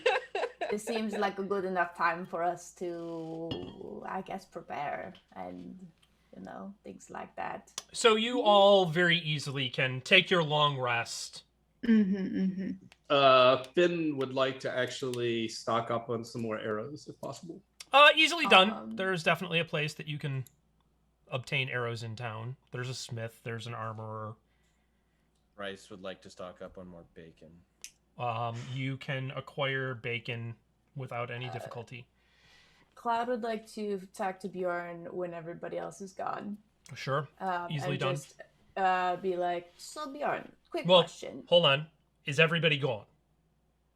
Does anybody have anything to do before they take that long rest before Cloud and Bjorn have their moment? Ahzyris kind of wants to talk to the whole group, but now that we've got both Bjorn and our elven friend, whose name I can never remember, even though I think I wrote it down somewhere. Analyth. Thank you. Now that we have two other people who are also here in the party, I think he will probably wait to talk to everybody, but... Okay.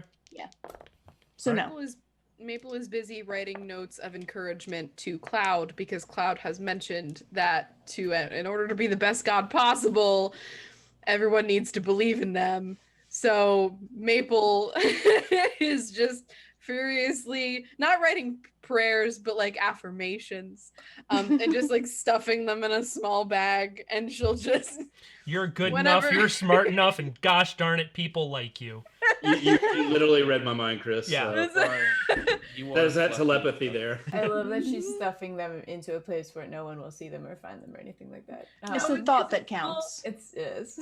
It's actually the Maple. Can I say Maple has stolen the money pouch that she usually entrusts with Cloud, because Cloud carries it and is just, it's overflowing.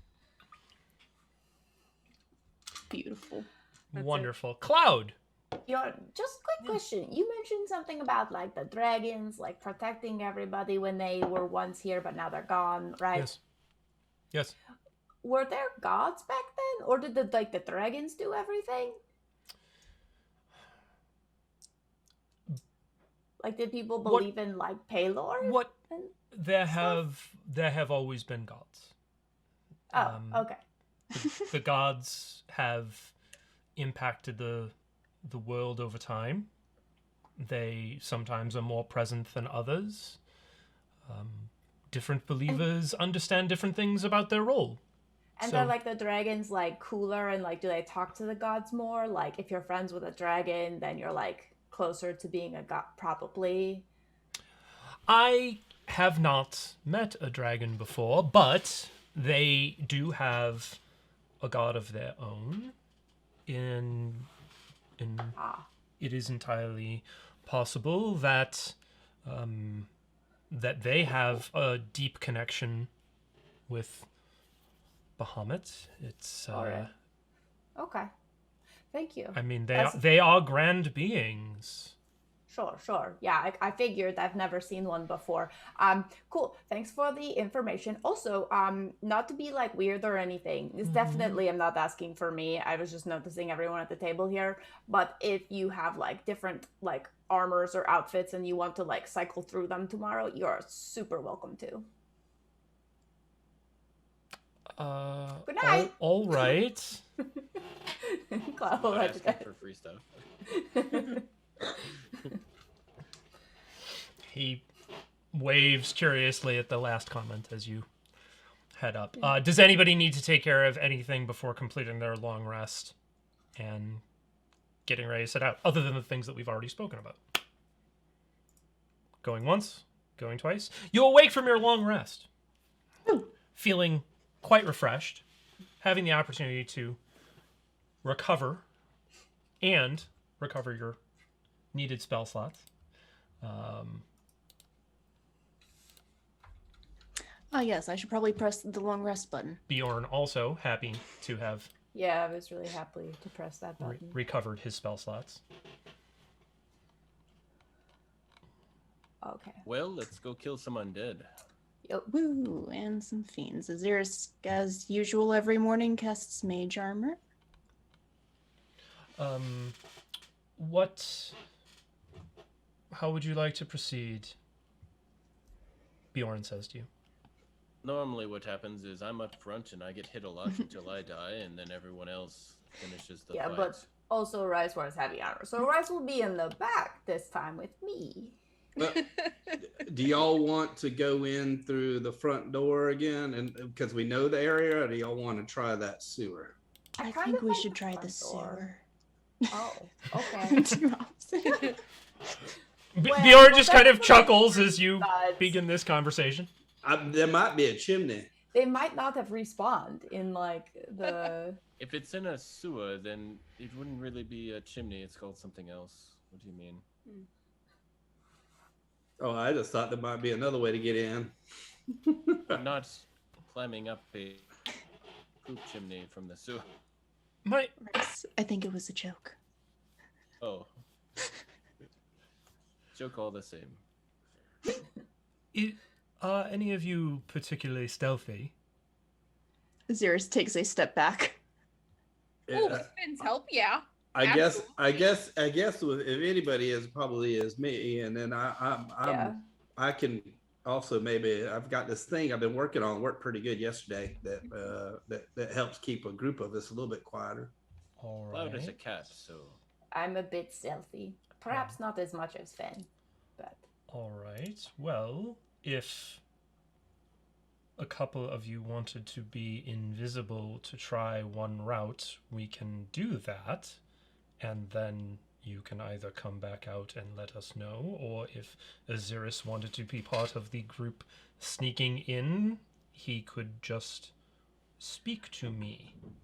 I think that we should stay together. Uh, We should all just go in the front door, or we should all go in the sewer. Very good.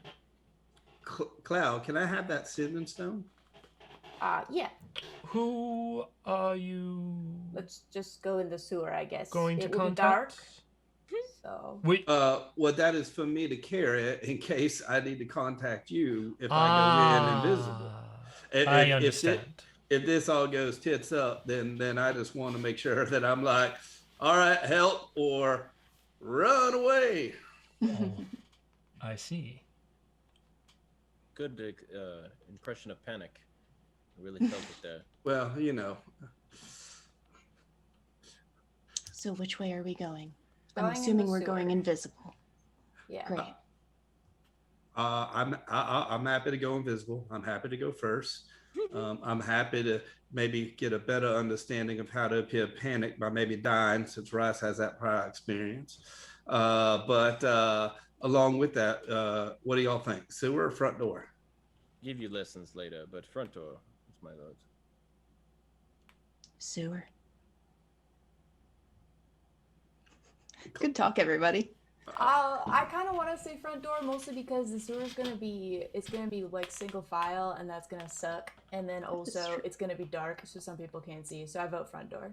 What? Wait, was it single file? Was it 30 feet across? Probably. I It mean, was like, 30. I'm imagining the sewer is not wide enough for us all to stand. Chris, was it? You said Shoulder to 30. You said shoulder. 30 feet. Was that the depth? Or From how- no, it was 30 feet across from where you were able to see it. Okay. As far deep as you were able to see, it 30 was feet. the full width. So it was 30 feet across as far as Cor- the sewer was 30 feet across. At least 60 feet in. Yes. So You don't know beyond that because you didn't go beyond that. Okay. more to Steph's point, it's probably difficult terrain at some point, or narrow, or something is going to be tricky about it, and it's dark. So And we've never been that way. Mm-hmm. yeah. All right. Well, front door it is then. That said, if it's front door, is there advantage to me going in alone? If you have the stone, I believe so. I mean, what do y'all want me to do if it's if I'm going up there alone? What do y'all want me to find out? Well, Yeah, perhaps we just, if like Bjorn wants to make everybody invisible, he can, and then you do pass without a trace, and then we all just go together, because then we'll all be next to each other if something goes down. I think that's the best. Yeah. Gets my vote, then I can be in the front and kill things. I would just suggest that if we're all going to be invisible, plus pass without trace, then we should all hold hands, because I am afraid of getting lost if I can't see where anyone else is. Or is it the kind of situation where if we're all invisible, we can all see each other because we're all invisible? I've only ever been invisible alone. That is a good question. We'll find out. Ahzyris probably could answer the question, but he is too busy just like staring at the ground. Bjorn lets you know that if you are invisible, you can see things, but you can't see things that are invisible. I'll just give you like the end of my tail to hold on to, Maple. But Bud, what if you fall? I don't want to pull it by accident. I mean, I've never fallen ever in my whole life. When have you seen me fall? Never. All right, we're going. Okay, that was before Bjorn got to make his insight check, but that's fine. Amazing. All right, so the DM needs to know. What's the plan? Front door, all of us invisible. Tanks first. Pass without trace as well. Okay. So moving in stealthily. All right, so... And we're all holding hands. That's what's the order that we decided on? Because Rhys is going to do whatever, like, Cloud seems to be... We're all together. I'm guessing Fenn and Maple and Bjorn, if they want to go first, they can, and then the rest of us will be right behind them. But we're all together. I would say probably keep Fenn in the middle. That way the pass without trace covers in all directions. Since there's not as much advantage to going forward alone. And we would probably have a similar approach to what we originally planned yesterday as far as like tanky folks up front. Okay, and then is the thought that you will go up to the 3rd level or down to the basement? I think we should probably just go straight down to investigate first, at least to see what is there. Yeah, and make a decision after that. That sounds good. Sounds good to me. Okay.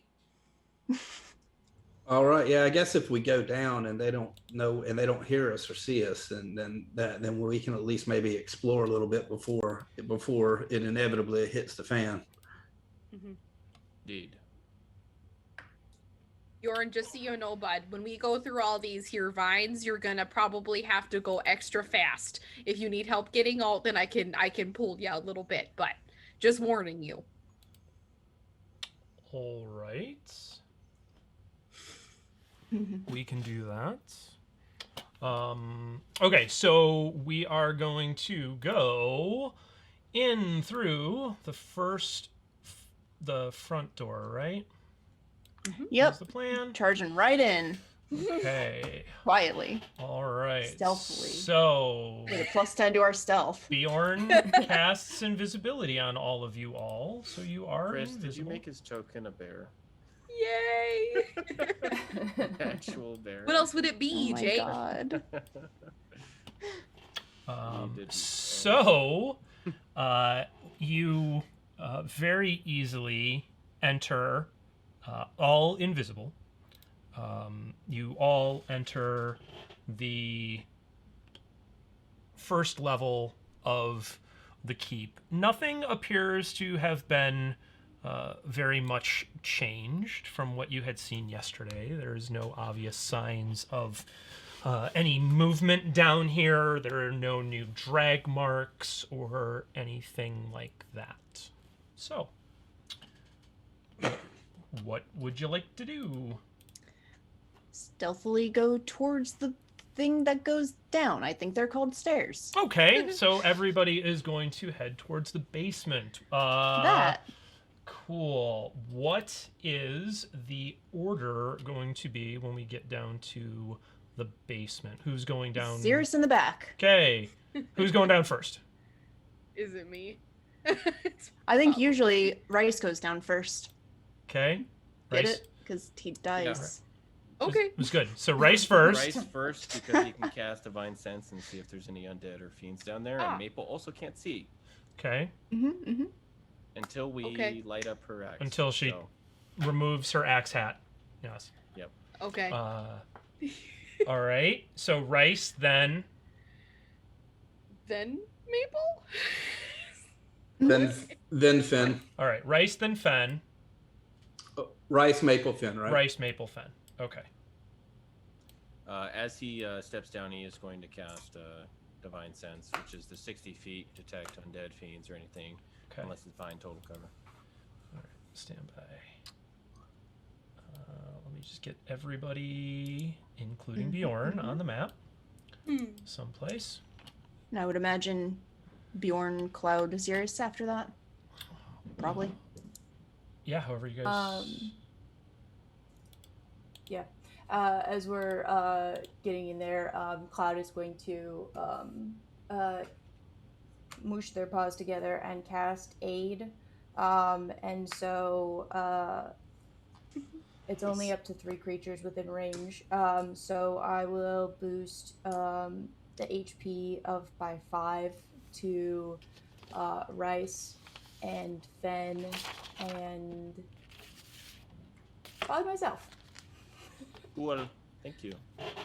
So Cool. He does Right, such a thanks good to himself. fucking spell. 5 more hit points. We love a good pomoosh. Take those off before you start taking damage or add temporary hit points. And they can be healed into. Yep. Okay. Aid's a great spell. Aid was my go-to. Aid is my go-to spell as a cleric. Okay. Aw. Oh. All right. So you begin to descend to the basement. Rhys, as you reach the bottom of the stairs, your spidey sense absolutely begins to tingle because you see 2 skeletons lying on the floor that are pretending to not be alive. Me too. So it's Maple behind him, correct? So Yeah. she can't see shit. Okay, so he's just gonna lean over and whisper in her ear. 2 skeletons. Okay. Make a stealth roll. And okie dokie. At disadvantage.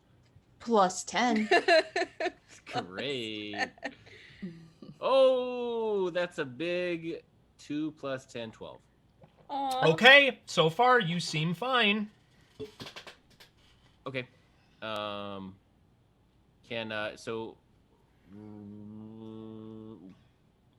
While holding So reaching the bottom of the stairs, let me paint the scene Okay. for you. Reaching the bottom of the stairs, you see there are 2 skeletons, one sort of to either side of the chamber. There are several rotting corpses throughout this space as well. At the base of the stairs, this was obviously the larder for the keep. Numerous boxes, crates, barrels, things like that. There are 2 locked, I shouldn't say locked, there are 2 closed doors and a 3rd open door along what would be the south wall. The wall that is all the way to the east, to your left as you are looking at it, is open and you can just see a corpse inside that space. Rhys is gonna look And hold on a second, your spidey sense for undead is blocked by, what's the range on it again? so it's total cover. So Okay. anything beyond total cover. Okay. All right, so all you see are these 2. Okay, but I know that there's more. Okay, so You suspect that there's more. Rhys doesn't, though. yeah, correct. So with a hand on Maple, after he tells her that, he's going to look over at Fenn, point to his eyes, and then point to the far skeleton across the room to indicate. You're invisible. He can't see you. Okay, never mind. Okay. I just realized that by casting a spell, I ruined my invisibility. You could have Okay, cast it before. You could have cast it before. Rhys, while holding Maple's hand, is going to approach the nearest skeleton and attempt to execute it. Okay. by severing the head right off. All right. So Maple, you are following along with, as you are being Yes. led by the hand.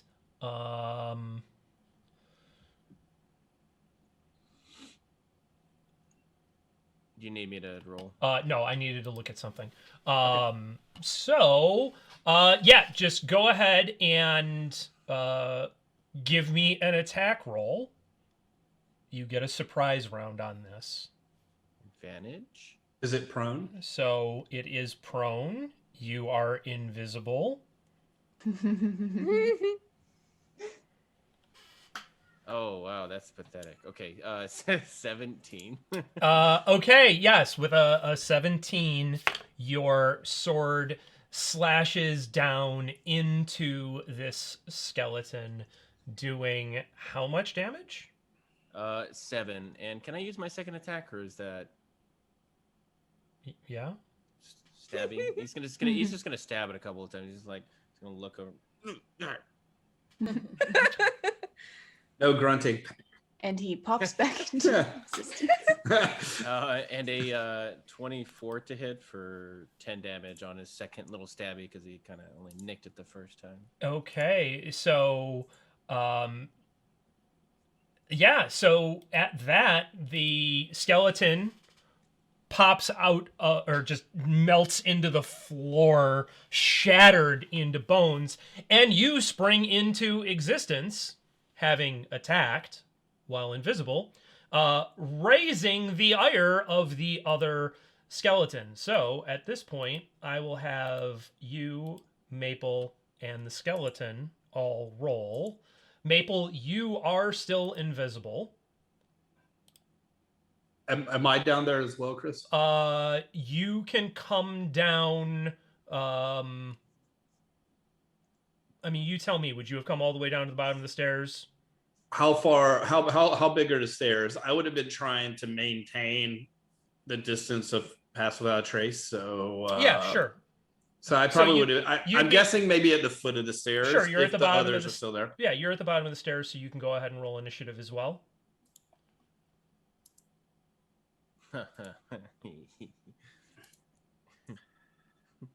Oh. Okay. All right. Anybody over 20? Finn's at 22. How is that humanly possible all the time? All right. 22 for Fenn. Anybody above 10? Okay. Maple, what'd you get? 7. Rhys. 9. Okay.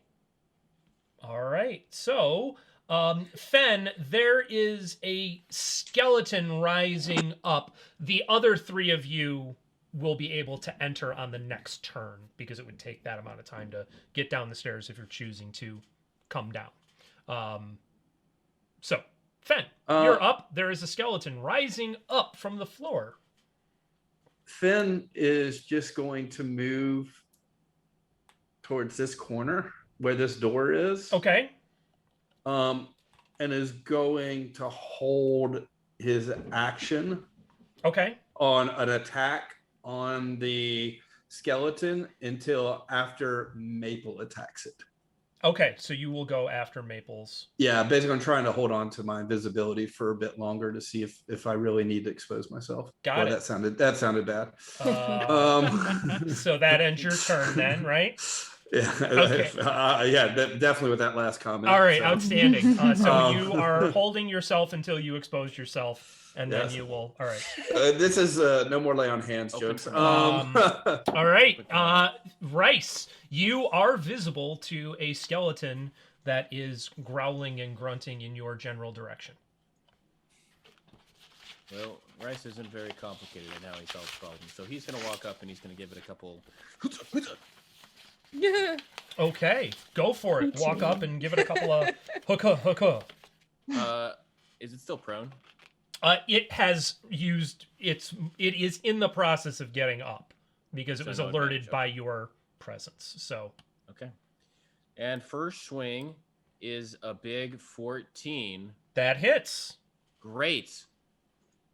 Rhys hits for 11 damage. All right, you shatter some ribs and break away a little bit of the bones, but it is still reaching its short sword up. Does that And the end? backswing. Okay. Oh, he misses. 10. Okay. Yeah, so you swing just wide of it. Does that end your turn then? It does, yes. All right, Maple. Rhys is in melee combat with a skeleton. You can see him. You do not see Fenn and would not know that he has entered yet. What would you like to do? Why do I see them? You can see Rhys because when he attacked, he popped into existence. But it's still dark in here? Fair. Yeah, you don't see Okay. anything. Okay, I was trying to be fair. Thank you for after- reminding me. Yes. So if the axe hat is still on, then yes, you are both Okay. invisible and cannot see. Can Cool. Rhys have led her over by the hand with his shield hand? I am going to say If Maple after, would have gone, sure. after the hand releases from Maple, and she hears the stab squelch coming from right next to her, and then hearing, well, probably feeling a brisk, like a swift whatever of air. Drow cologne. My vocabulary is not great today. He Going seems like an past axe her? person. You Yeah. probably, with your passive perception and his pass without a trace, you probably didn't notice Fenn at all. Okay. But she'd probably notice some. She's gonna pop into a rage while she unsheathes her axe hat. Okay. Yeah. And by saying anything, does she come out of invisibility, or does she have to attack? Nope, you have to attack or cast a spell. Okay. Then she'll just, as she goes into a rage, not realizing that going into a rage and becoming uninvisible aren't like triggered the same way. She'll just, oh hey there, bud! Like looking straight, like dead in the face of this skeleton as she can see it. Sure. But And it can't see her. She's just all a floating this- axe. Yeah, it's a very shiny, floaty axe. That's all it Cool. sees as it in your general direction. Okay. Can the floating axe go and swing at the skeleton? 100%. Go for it. We'll go ahead and do that recklessly because I can. That's gonna be a 26. Yeah, that hits. And then we're gonna do 12 damage. Okay, and at that, this thing shatters into a pile of pieces and goes scattering across the floor.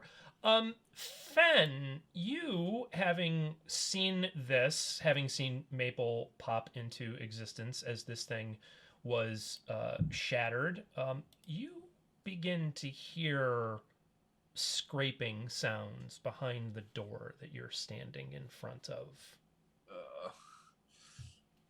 Are the rest of you now going to come downstairs having heard all this happening? I would imagine so. Okay.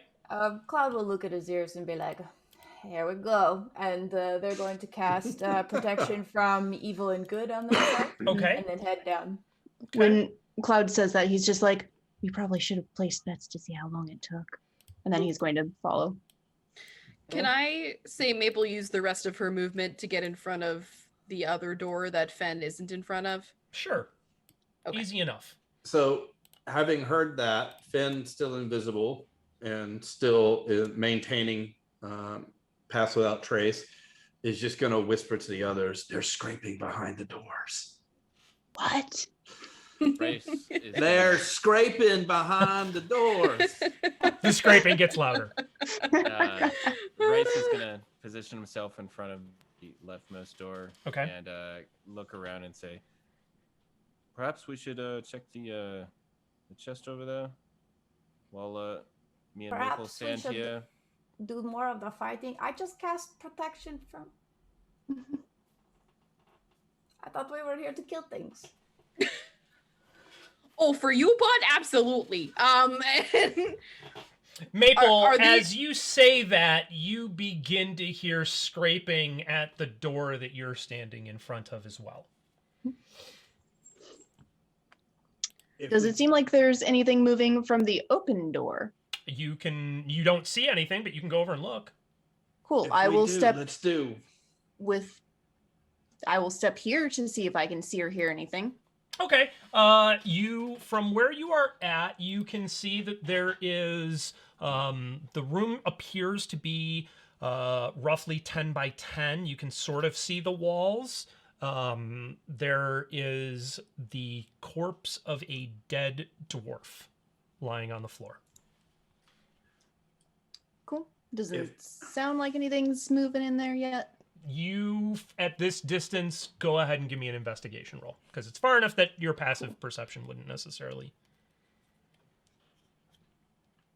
18. Okay, you don't hear anything. It seems completely quiet. Beautiful. You can definitely hear the scraping at the other doors. Mm-hmm. Well, then Ahzyris will stand there and wait patiently for somebody to let them in. Well, and Finn's just gonna be like, one door at a time. All right, well, ready in action, and you open the door. Rhys is going to cast Protection of Evil and Good and also stand next to Maple, and we'll just, I suppose. Yeah, Okay. I'm just gonna hold a cantrip for when Fenn opens the door. Okay, which door are we opening first? Which door do you all want me to open? The one Maple and Rhys are in front of? Yeah, All right. Okay. So Holding the stabby. we're so fucking good at this. Okay, so Finn, okay, so you want Maple, you want to move like to one side to the right and then open a door so when they come out, if they come in that square, there's like, yeah. So like Finn would go up, open the door, still invisible, and then move back. okay, so Fenn, you open the door, and as you are backing up, you immediately see me deleting your character. You immediately see Oh, is that he bad? blinked out of existence. Old school Wow. D&D right Yeah, there. yeah, Deleted. yeah. Welcome to first edition. You looked in a room, you're dead. Yeah, so you see from the door and quickly backing up 4 undead armored creatures that you've never seen before. Would he, as Finn's favorite enemy, would he be able to recognize him? Would Ahzyris be able to recognize them? You would definitely know that they're undead. You have not encountered them before, so I don't know if you would necessarily be able to recognize them, but you've been paying more and more attention to things that are undead, so give me a survival, history, or Okay, Arcana roll. there's one that says one of the favorite enemies is it on intelligence checks to recall information about them, and I have advantage on that roll. Oh yeah, go for it. So is that a straight up intelligence roll, or is that any of the skills that involve intelligence? You can use any of the intelligence based skills. Okay. Nice.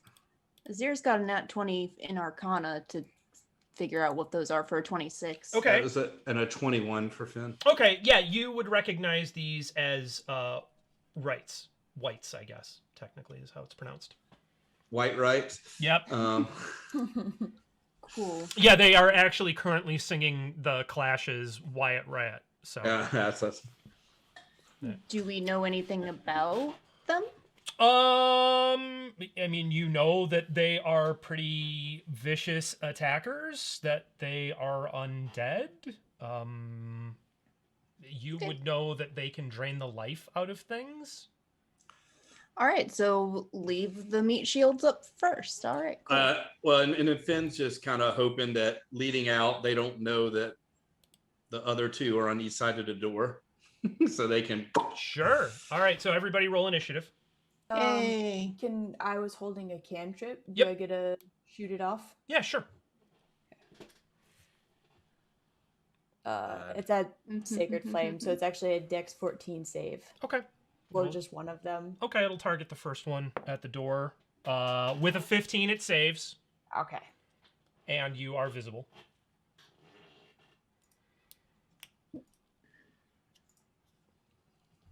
Okay. Over 20. 20. Okay, 20 for But Maple. it was nat, so 22. Okay, well, yeah, so over 20. I did. Yeah. I didn't add the 2. All right. 20 to 15. 14 Cloud. Okay. 11 for Finn. 11 for Fenn. Rhys. 7. Nice. Ahzyris. Look me in the eyes and ask me. I got a nat 1 Mirage. for a 1. Nice. 11 Fenn. Was that what you Correct. said? Okay. Just want to make sure. All right. And Bjorn got a 13. So, top of the round, Maple. There are a room full of whites that you can see from where you're standing. Okay, I would like to say, from around the corner, Maple just, her axe is already in the air, as she was kind of peeking around, and just a smile creeps over her face as she goes into a rage again because it's been more than a round. Yep. And I'm gonna go ahead and just have her swing into the room at whichever one is closest. Okay, go for it. There's one right in front of you. Give it a swingy swing swing. And that was recklessly, but not with -5. Because I'm not doing that today. 19. 19 hits. Your axe buries into its studded leather armor, doing how much damage? 7. Okay. And then we're gonna swing again. Sure. Again, only recklessly. I don't want to risk it with damage. right. 18. 18. You also sink in once more, doing how much damage? 14. Oh, okay. That's better. Yeah. It would be more, but there's too many of them for me to take the chance. Okay. Are you going to stay there? Does that end your turn? Are you going to use your movement? Yeah, Maple's probably just gonna clog the doorway. Okay. That sounds good. All right. That ends your turn. Cloud. Did Cloud get to do their sacred flame They that they were did. holding? Yes, Okay, they cool. did. I was not paying attention, so I just Yes. wanted to make sure. Thank I you for appreciate checking. it. Cloud, Maple is standing in front of the door. What would you like to do? All right. I'm going to cast Guiding Bolt. Okay, go for it. If I can try to hit it and not hit Maple. Go I'm for it. assuming yes. Yeah, why not? Cool. All right. That is a 25 to hit. A 25 hits. Your guiding bolt dumps all that energy into its Nice. body, doing That's how much damage? 19 points of radiant damage, and the next attack against it has advantage. If it is, I believe, a melee attack. Nice. All right. Nope, just any attack roll against it. Okay. That ends your turn. The turn. All right, cool.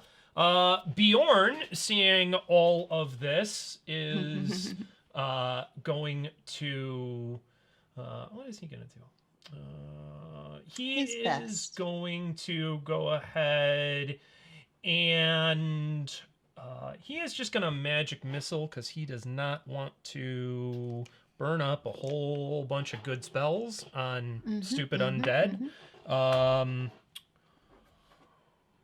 Okay, so his magic missile flies out, connects. You see that energy dump into the white.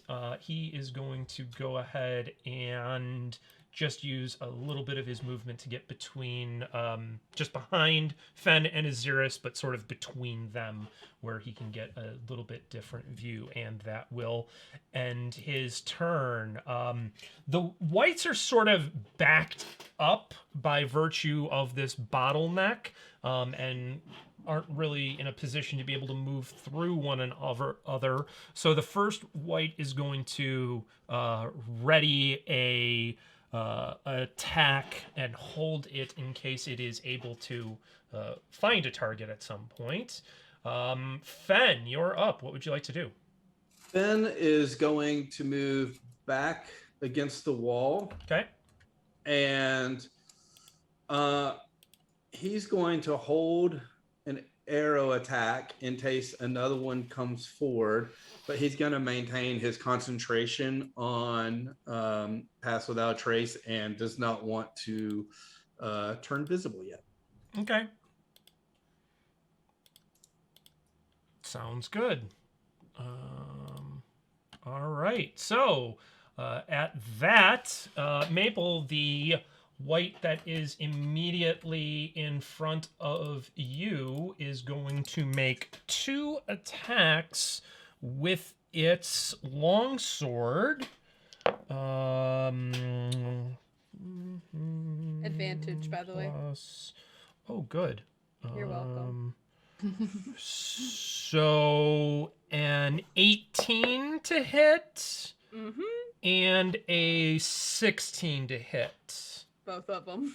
Okay, you take... that's the wrong die. Not our Maple. 5.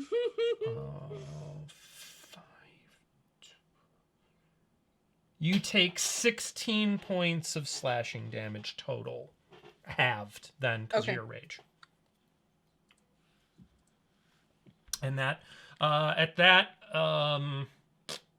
it's going to end its turn because he can't move through you. Rhys, you're up.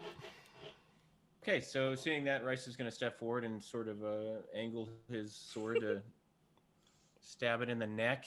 Sure. Go for it. Stabby, stab, stab. And stabby, stab for a 16 to hit. 16 hits. For 10 damage. At that, this white drops to the ground.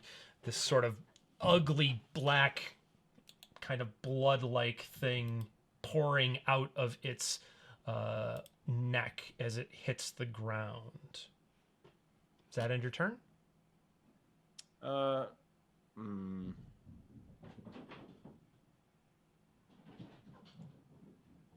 Rhys nudge Maple to the square over? Maple would have had to have moved on her turn. Okay. Sorry. She very specifically said she was blocking the door. I'm sorry. If you want to step into the room, she could let you through her space to enter the room. Rhys is going to... Bad idea, Jeans. Rhys is going to do nothing. Okay, that ends your turn? Yes. Okay, at that, another one of the whites will step forward on top of its dead companion and make 2 longsword attacks at Maple. Still with advantage, right? Well, a 12 definitely misses. A 14 misses, I think, right? It does, yeah. Okay. Yeah, so he misses with both of his attacks. That will end his turn. Ahzyris, you're up. What would you like to do? Cool. Ahzyris is going to point towards the one that is right in front of Maple, mutter a few words, and a burst of cold air is going to rush past Maple, and he is going to cast Frostbite on it. I need a Constitution saving throw of 13, please. He's very good at con saves. I figured. So. He seems the type. With a 21, he saves. Man. Fuck. Well. I told you he was good at it. It's truth in advertising. Nothing happens. I was hoping it at least would take disadvantage, but you know what? Just keep it in line with how good of a wizard Ahzyris is. Don't worry about it. Actually, I'm sorry. That was a warlock spell. Okay. He's such a good warlock. He used to be. He used to be. All right. Does that end your turn? Yep, that ends Okay, very good. Top of the round, Maple, you're up. There is a white standing in front of you that has just failed to connect with 2 long sword attacks on you. Okay. Maple is gonna just attack this thing recklessly again. So she'll swing twice. Go for it. That's only a 13 to hit. Okay, a 13 does not connect. Okay. What about a 20? A 20 hits, so you miss with one, connecting with the other, doing how much damage? That would be 12. Okay. And then Maple will use her movement just to go 5 feet to my right, probably her left. Okay. Easily done. All right. Does that end your turn? Yes. Cloud, there is a white standing in the door. Maple has just stepped aside. You have a clear shot at it. All right. And there is another one behind it that you can see. Cloud's like, there are many of these. So Cloud is going to cast Sacred Flame at the one closest, which is a dex save of 14. He fails. And takes 11 points of radiant damage. Okay.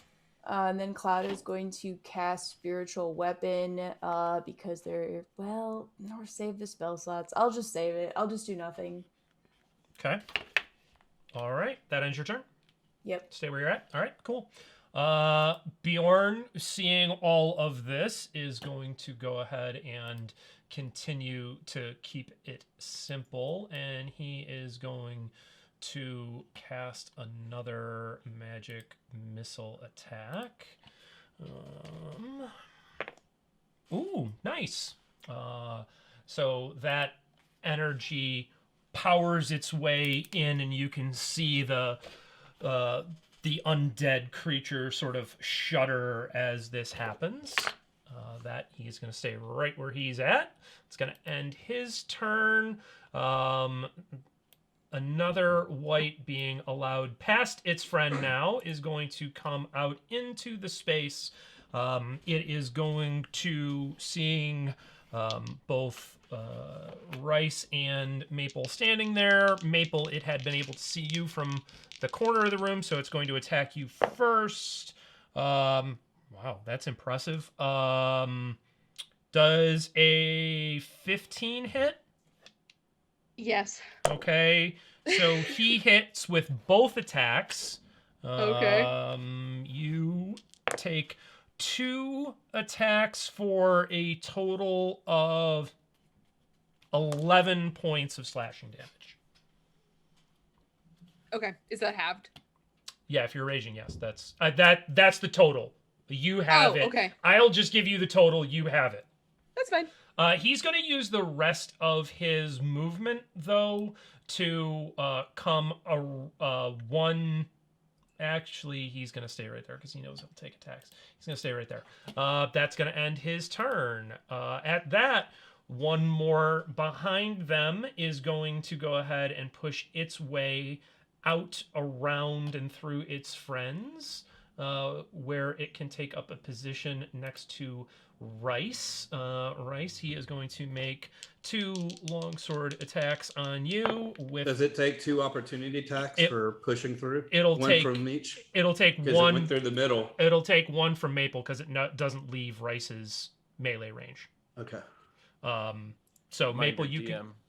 What? Reminder: disadvantage on Rhys against. Yep. Undead. Okay. Sorry. Maple, you can go ahead and take your opportunity attack. Oh, okay. That's a 15. A 15 connects. You manage to connect as this guy pushes past. 17 damage. Okay. All right. Very good. You see bits of leather armor and weird looking undead blood go past. All right. Yeah, with a 2, he does not connect with you, Rhys. So he is going to remain right there, ending his turn. Fenn, you now can easily see 3 of these whites. Finn looks around, sees everybody else has become visible, and like reaches for an arrow, and then just is like, okay, and then he just passes. That's the end of his turn. Okay. He's like, he's just thinking like, I want to shoot, but they might need me. Okay. I think this is a good idea. I'm not being sarcastic. I know it's hard to tell with me. All right, dead guy doesn't get to go. Rhys, you're up. There are 2 whites in melee with you. What would you like to do? Rhys is going to attack the one that Maple had connected with to his side, and he's going to sweep with his Shatter Spike. Okay. All right. And first attack roll. I'm sorry, tell me again which one. My brain immediately... The one that Maple hit. Okay. The one that Maple hit hit as it went past. The one that's... Yes. Okay. Correct. 11 sorry. doesn't hit, correct? 11 does not hit. Okay, and then he will swing again. Okay. For a 21 to hit. 21 hits. For 12 damage. Okay. And while he does that, he will let loose one of his divine smites. Okay. And you see radiant energy pulse through his hand as he gives a yell. Go for it. There we go. Box in the way. Roll. For a total of 10 extra damage, radiant damage. Okay. He's looking a little rough. And for an that'll undead be creature. Rhys's, yeah, he's looking more ugly. Even rougher. Yeah, that'll be Rhys's turn. All right, very good. Quiet Riot here is going to go ahead and push his way out as soon as I get rid of that. He is going to push his way into the space. Both of you will get... actually, I'm moving the wrong one. Both of you will get opportunity attacks on him, so you can go ahead and take them. Okie dokie. Rolling them tunity attacks. All right, 19 to hit. All right, that hits. For 10 damage. Okay. Maple? Let's see. Why didn't it roll? Doesn't like Oh. you. 25. That hits. Okay. For 8 damage. Okay. All right, he is going to use the remainder of his movement to close with Ahzyris because he can see Ahzyris, and is going to go ahead and make 2 longsword attacks at you, Ahzyris. Let's fucking go. Wow. So he didn't crit, but he rolled 19s naturally on both. So, beautiful. yeah. So Death he hit. flashed before his eyes. So he hits with both. Mhm. You take a total of 11 points of slashing damage. Oh, beautiful. That is the entirety of my... God, what is it? Arcane Ward? Nice. And he is going to remain right there. You are now up, Ahzyris. There is a white that just decided to take a hunk out of you. What would you like to do? Well, he's gonna go back to Old Faithful. He is going to mutter to himself, not wasting my spell slots on these. Just come on. And he's going to Eldritch Blast the one in front of him. Okay, go for it. The 21 to hit. That hits. That inky tendril of energy lances out. Mhm. It's a ranged spell attack, isn't it? Oh, shit. Disadvantage. Fuck. You're right. Well,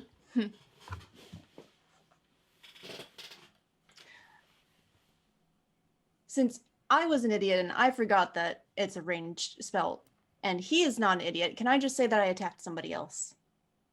It's okay to say no. Yes, but you have to roll it.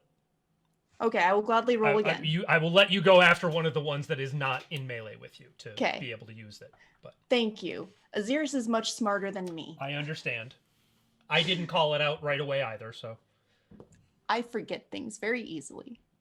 Okay, take 2. Gonna go for the one that looks very wounded, right above Rhys. Sure. 15 to hit. A 15 does hit. So once again, that inky tendril of energy, realizing that it should not attempt to hit the one closest to you, skirts its way around. Beautiful. Sinking for missile style. 8 damage. Okay. Force damage. All and the right. second one,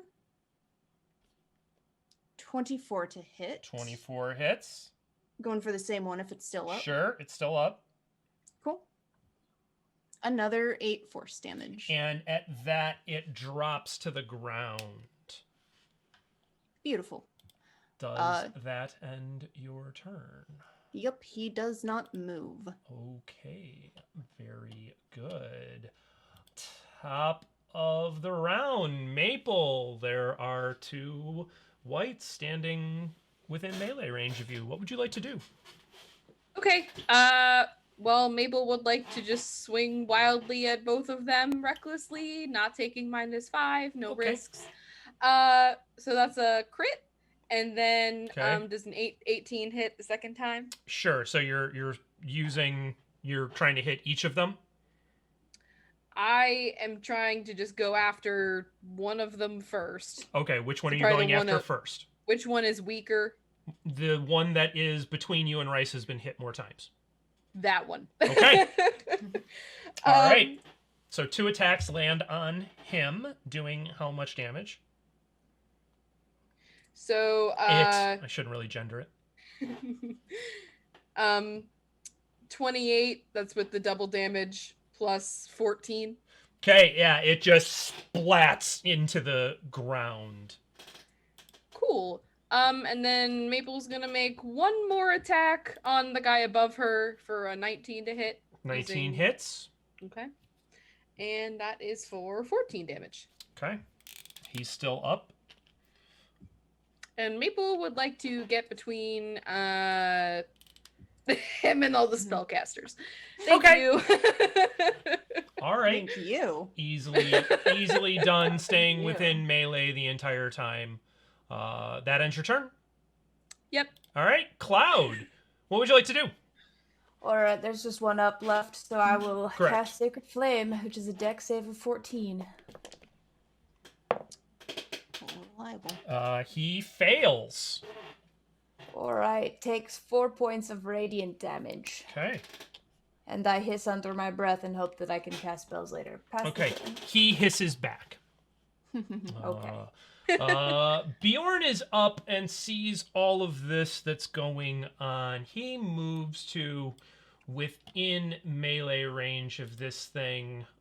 He decides that he is going to take a unarmed strike at this thing. Unarmed strike. Oh boy. Just show off. Ahzyris swoons a little bit. Which he hits with a 24. And manages to only do 2 points of damage. But, That's okay. It looks hot as hell. He's a Imagine good him, boy. I imagine him just punching the white and the white just being like, he was so impressed with Maple that he wanted to get in on the melee action. So dead whites don't get to go. Fenn, you're up. Gonna do anything? So Fenn is just going to move to this corner here Mm-hmm. to look inside this area, Sure. just to make sure there's nothing there. What does Fenn see? You don't see anything obvious in the room. Go ahead and give me an investigation check if you want to use your action to really examine the space. Okay. Yes. That's a 7. Okay, you can see that there is a dead dwarf in the middle of the floor, and you see nothing else in the room. Okay, Finn is going to use the rest of his movement to move into the room. Go for it. I can do it if you can't get it. Yeah, it seems to be. It's probably telling you. Yeah, it's the Hung up on a wall. wall. Yeah, yeah. Okay. I just, we'll probably take a closer look at the dwarf next turn if necessary. Okay. But maintaining his concentration on Path Without a Trace and Sure. still remaining invisible. All right. Sounds good. That ends your turn. Rhys, you are up. There is one white up. And Rhys you is can gonna- definitely hear that clawing at the other door has gotten louder. Rhys is going to move over to the last white Okay. and attempt to stab it right in the back Go for it. without backstab. And that is a natural 20 A natural 20 hits. for a total of 18 damage on that critical. Okay. Almost. And then after, he'll just yank it out and then stab it again. Go for it. Yeah.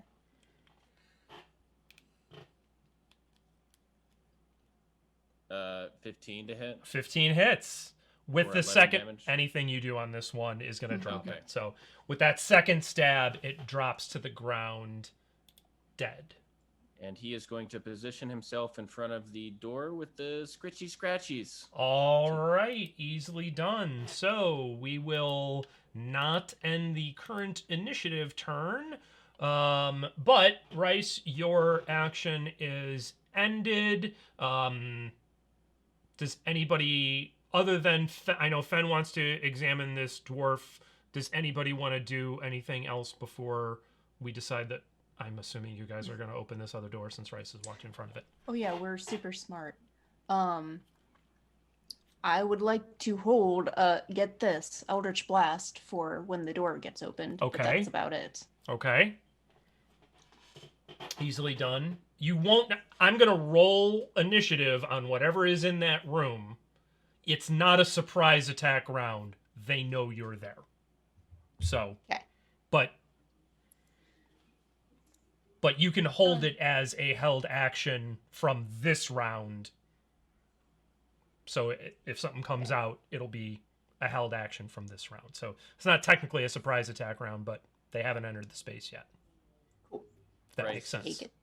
Rhys is going to look at everyone else and say, do we need to take a look at what's in here in case we just get what we need and leave? I don't know if what we need is behind this door or not. If Fenn needs to look at that thing over there, do it real quick, and then we'll go to this other door. I don't think we know that Fenn went in there. He's Nobody, still invisible. Oh. yeah, none He's of you still all can see invisible. me. Oh, right, because you're I still am- invisible. I That's forgot. why I haven't been doing anything. Mhm. Been very, very sneaky. Which I think is the smartest thing that any of us has done. Sneaking. All right, then if not knowing where Fenn is, Cloud would just like get a spell ready for whoever to open the door. Okay. Everybody's like, "Where the hell is Finn? He just run away." Yeah. So Finn He had to basically, pee. What do you want? Finn basically just wants to kneel down and inspect this dwarven body. Give me- Oh, sorry, Maple is probably before me though.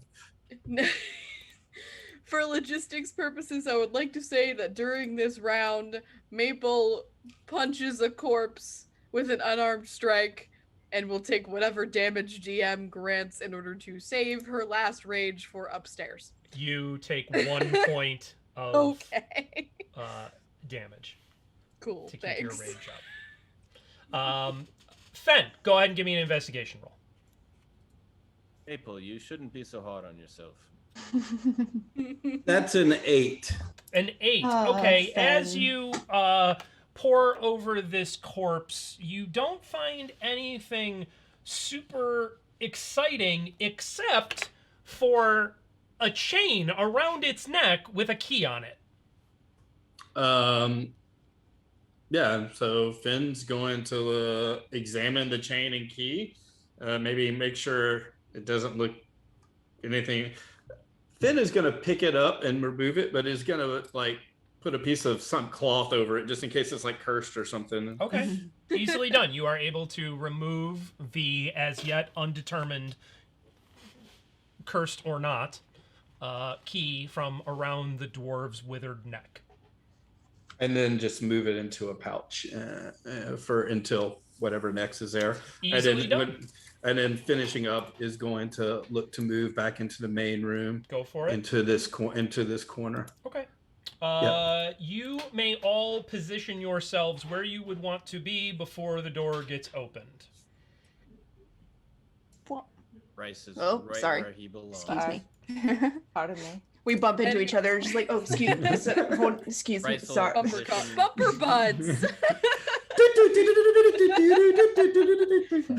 Rhys will position his shield on Yakety Maple's side Sax in is case playing she in the swings too hard. background, and Benny Hill's running around. Yeah. All right. Cool. All right. So go.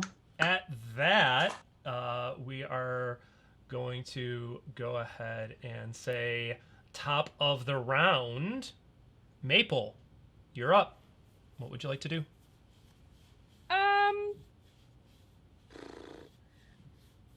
Crap. Well, I guess Maple's just gonna punch the wall again because I can't. Can Maple hold on? Can Maple attempt to attack the door down, like from this side? Can I do that? Like an unarmed strike on this door and an attempt to just like bash it in, like a kick? You can make an armed strike on the door. It's within melee range with you. You can hit the door with an axe. Okay. It's an attack. Yes, that's fine. Go for it. Hit the door. This is so stupid. Maybe It's tactical. She'll just take both of her attacks at the door. That's a 21. This is definitely reckless as hell. Yeah. And then Here's Maple, a buds. 20. Yes, both of those hit the door. Yeah, so 20 and a 21 hit the door. How much damage do you do? 22. Okay, The door. the door shatters into 1,000 splinters, and Okay. the energy of it dumps into the wight who is standing immediately behind the door, who you can now see, and he takes some points Splinter damage. of splintering damage. Beautiful. As yes. All His- right. some would say that his cells had taken splinter damage. Wow. It was the last Yeah. first-person shooter video game I played Cool. Breathing heavily. on an original Congratulations. Xbox. That's it for Maple. Yeah. Yeah, for sure. All right, Maple. That ends your turn. The whites now being able to sort of pass through one another's spaces, but being somewhat blocked by Rhys and therefore not able to exit the room. The one is going to move up next to its friend, and Rhys, it is going to go ahead and make 2 long sword attacks on you, both with disadvantage. And it's going to fail to connect in either case, Yeah. ending its turn. The one behind it, seeing that the door is so blocked up and not liking this, is going to go ahead and make a longbow attack, which also fails to connect. They are groaning loudly and very angry. Cloud, you're up. You can see whatever you can see. You can see 1.5 whites. Alright, well, I will cast Sacred Flame Okay. in fear that this is a very long fight. That's Dex of 14. With a 2, he fails. That's 12 points of, I believe, radiant damage. Okay. And I will look at Ahzyris and be like, really need to ask Maple what she's so angry about sometime. That's the end of my turn. All right. Ending your turn. Bjorn is going to go ahead and I am going to look through his spells real fast. Fireball. I can help look through his spells if you want. That's where he's leaning towards. So yeah, he is going to, in fact, going to fireball the room. Okay. So, Shit. yep, But- he is going to put fireball inside the room. Oh. doesn't that have a radius of 20 feet? So that's 40 feet. Yeah. Okay. Like, I'm not. No, he's smart You enough do- to not do that. You do you. If you think that No. it would be contained in that room, Rhys is pretty hardy, so he can. oh yeah, Rhys can survive it. Yeah, probably He's not. He's about to become burnt rice. No, he'll just go ahead and cast magic missile again because he doesn't want to kill Rhys. Don't let the critics stop you from killing Rhys. Just do it. Okay. He could have cast Disintegrate, but he didn't. Okay. Fumbles and hits Rhys. He can only fumble. That's his only options. All right, that's going to end his turn. He's going to stay right there. The white took a bit more damage from a magic missile. Fenn, you are still invisible. What would you like to do?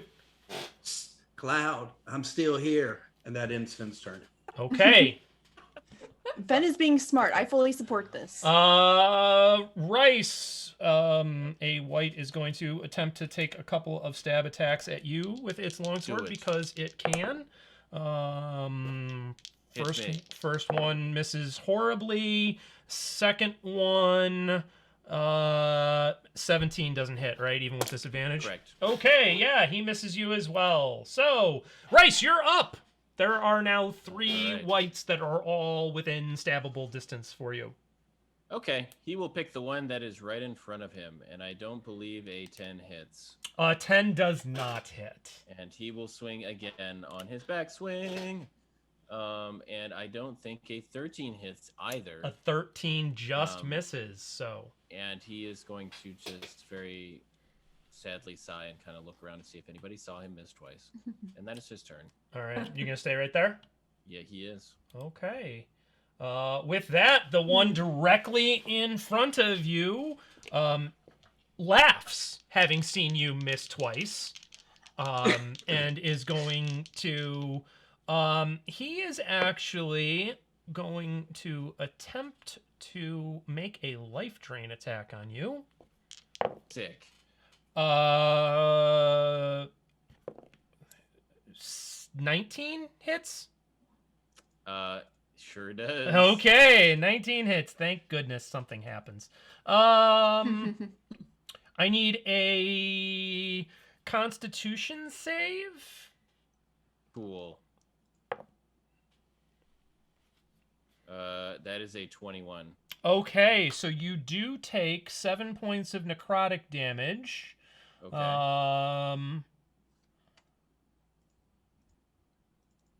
But otherwise suffer no ill effects.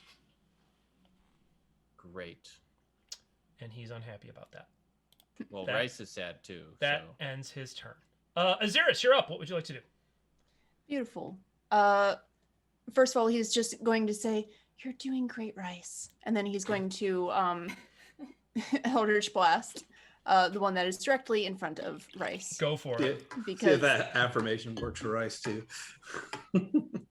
I'm assuming an 8 does not hit. So an 8 does not hit. That second energy one just fails to fire out. 19 to hit for the second one. A 19 does hit. This second bolt wraps around, lances out. Cool. 9 whole force damage for that one. Okay. All right. You That's stay his there? turn. That ends your turn. Yep. Maple, you're up. There is a reasonably damaged white right in front of Rhys. Okay. I would like to hit that, please. Hit it. Maple, I think we should talk about your standards. Phrasing. It does have nice leather armor.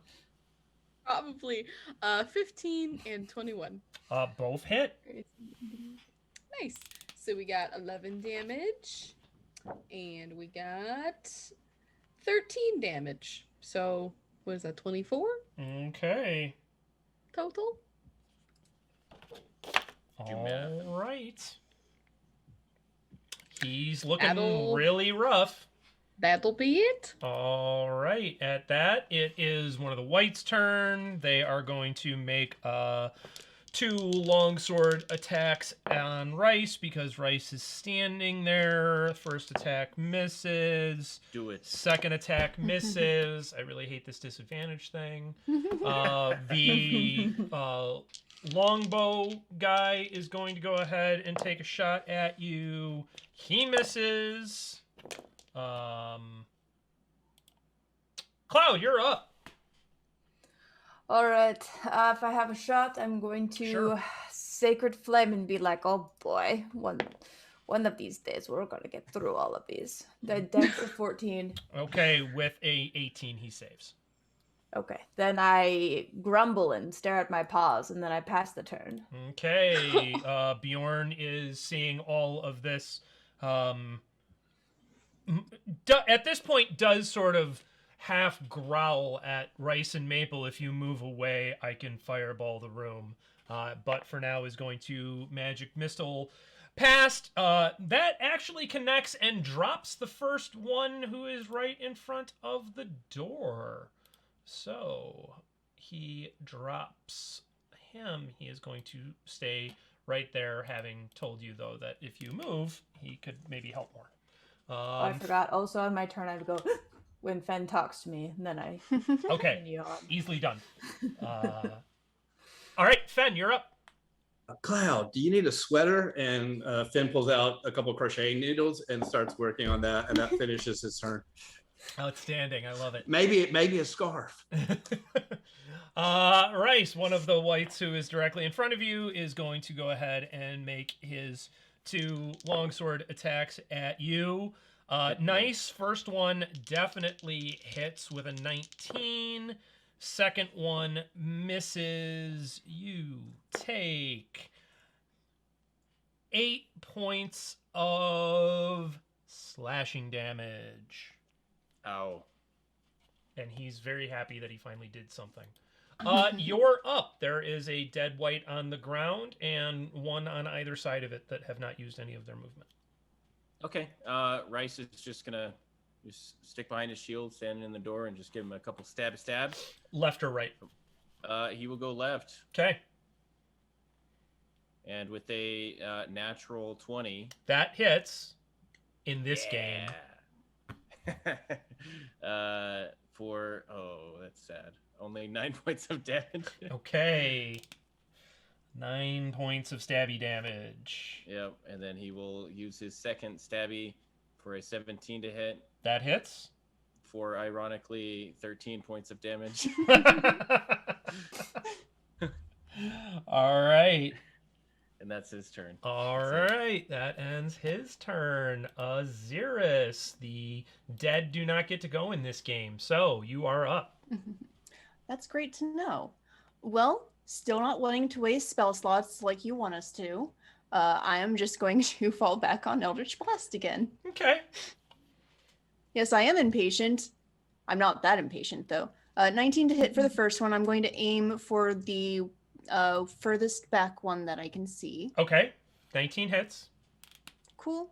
For 5 whole force damage. And the second attack, whop, whop, whop, it misses. Okay.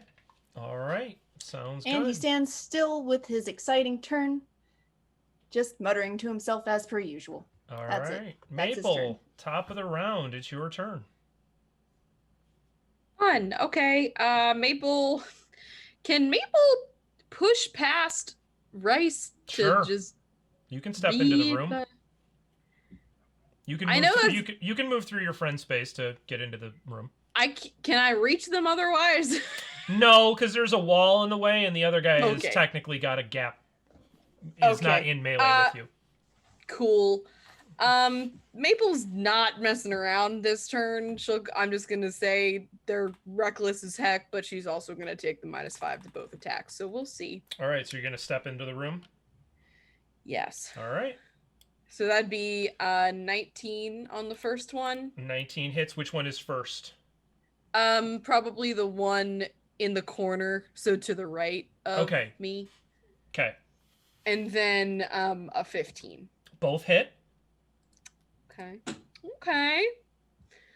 So we got 9, 11, so 21 plus, because I get to add 10.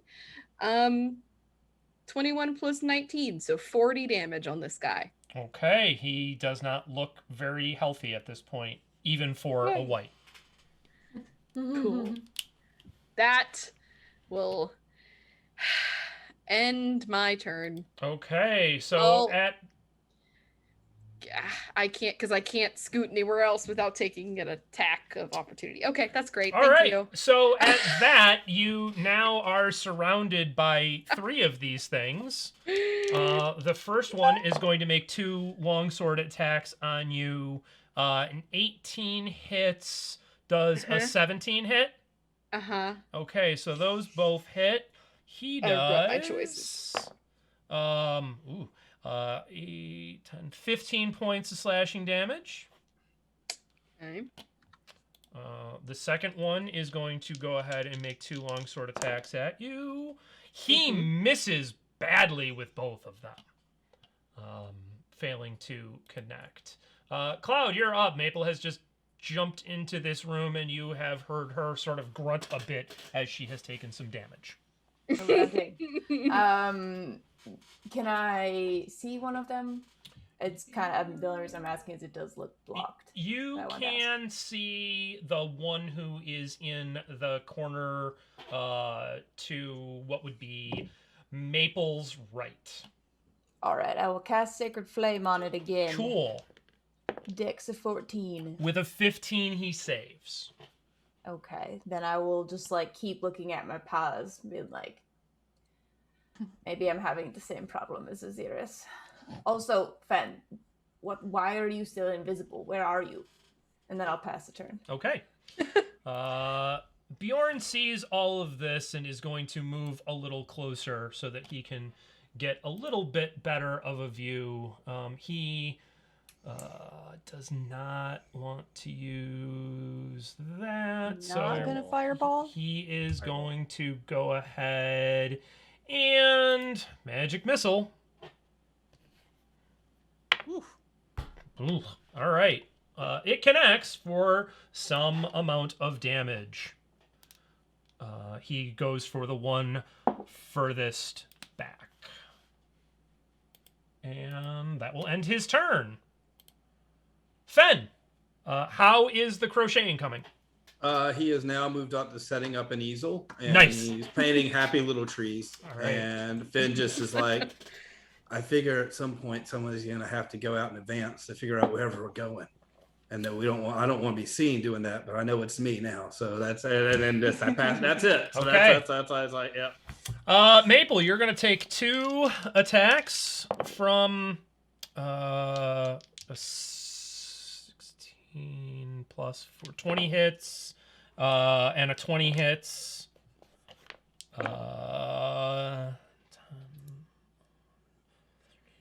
You take 14 points of slashing damage. Mm-hmm. And that ends his turn. Rhys. Okay. It's your turn. Maple is kind of in your way, but you can get to the ones on either side of her, around her. Okay, so Rhys is going to stab at the one that Maple just hit. Okay. No.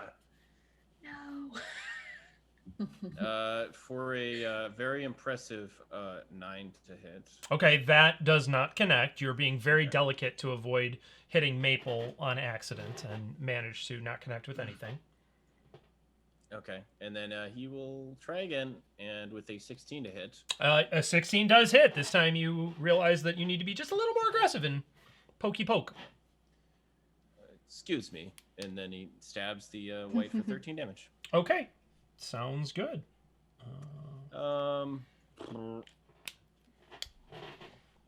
Can't do anything else. Okay, that ends your turn.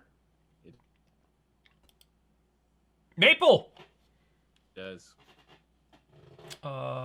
Maple is not up. That guy I was is... gonna say That guy is dead underneath you. You're standing on his corpse. That's why that's there. Okay. Ahzyris, you're up. What would you like to do?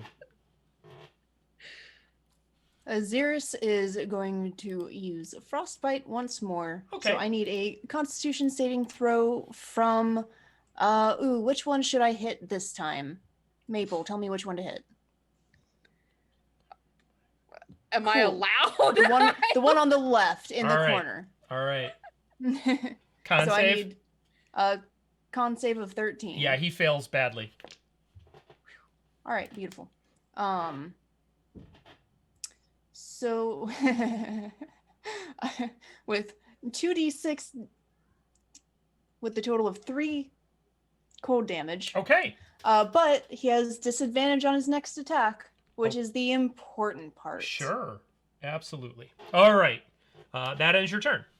Yep, and he is just muttering and cursing at his hand as per usual. Easily done. Maple, what would you like to do? You are up. Maple's slashing at this guy in the corner again. So does a 21 hit? 21 hits. Cool. Let's do that damage real quick, just to see if he passes away. That's going to be a 19. Okay. Passes Yep. away. We put him in the home. So, yeah. So you were going for the one to you. The one I've already hit. The one to my right. Okay. Yep. That drops him to the ground. Nice. Okay. What about a 15? A 15 just hits. Cool. Whoa. That was weird. I'm gonna do this for the damage. So that's 14. So 24 for my second hit at the guy hits. that, yeah, because I'm hitting the guy that Ahzyris just hit to my left, technically. Yep. And then using my bonus action, since I killed someone, I'm gonna roll that again and just take the first one. Okay, I doubt. Probably it's a 4. Yes. No. A 4 misses. No. Okay. Yay. That's All right. That's So you hit. You did hit with 1 though, correct? I hit with 1. For how much damage? I believe it was 24 for the second one. Okay. Yeah. He plummets to the ground. Gone. Yay.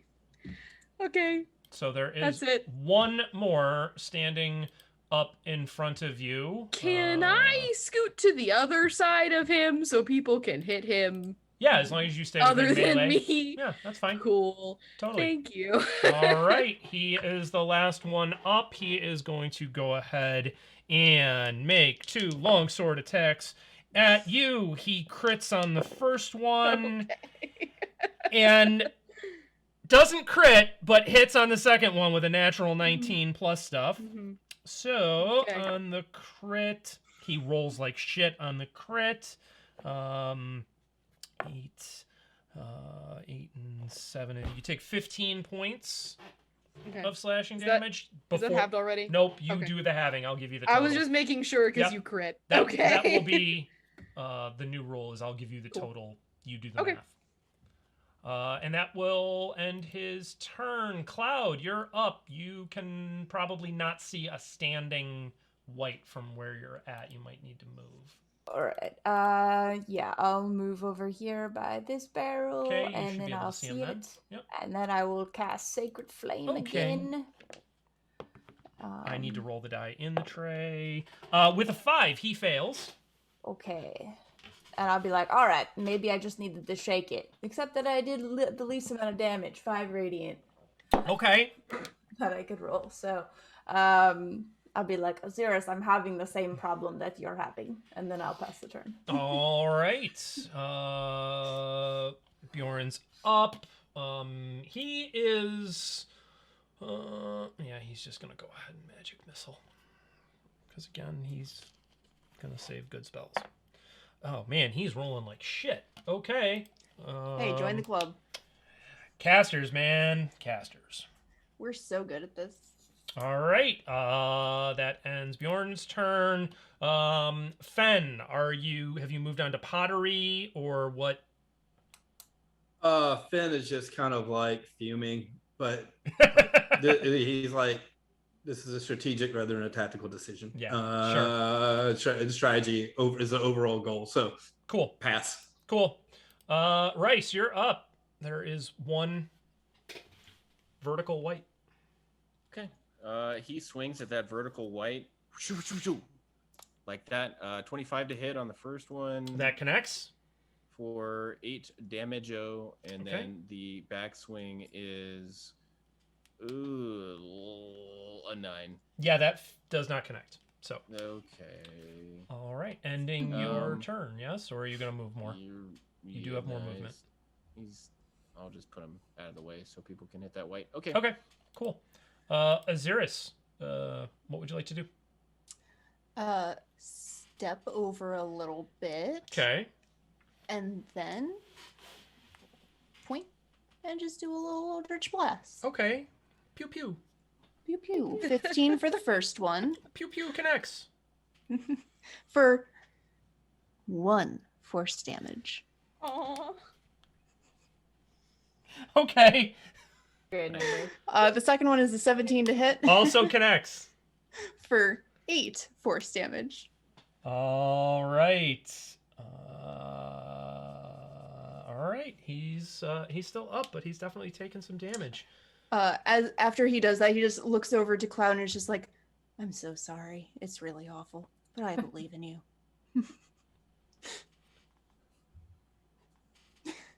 Outstanding. Maple, what would you like to do? Maple's swinging at this thing again. I doubt a 10 hits, but 10 a does 20 not. probably A does. 20 does. Okay. Shoot. Okay, so it's only 17 damage for the first one. Okay. Only 17. And It's more damage than I probably rolled in total as 5. the second one. Play a caster, they said. It'll be fun, they said. It accidentally rolled again. That's it for me. Only 17 damage. Okay. You're going to stay right there? I mean, it's either me or Rhys, so yeah. All right. That's- You're the last one that hit him, so he's going after you. That's fine.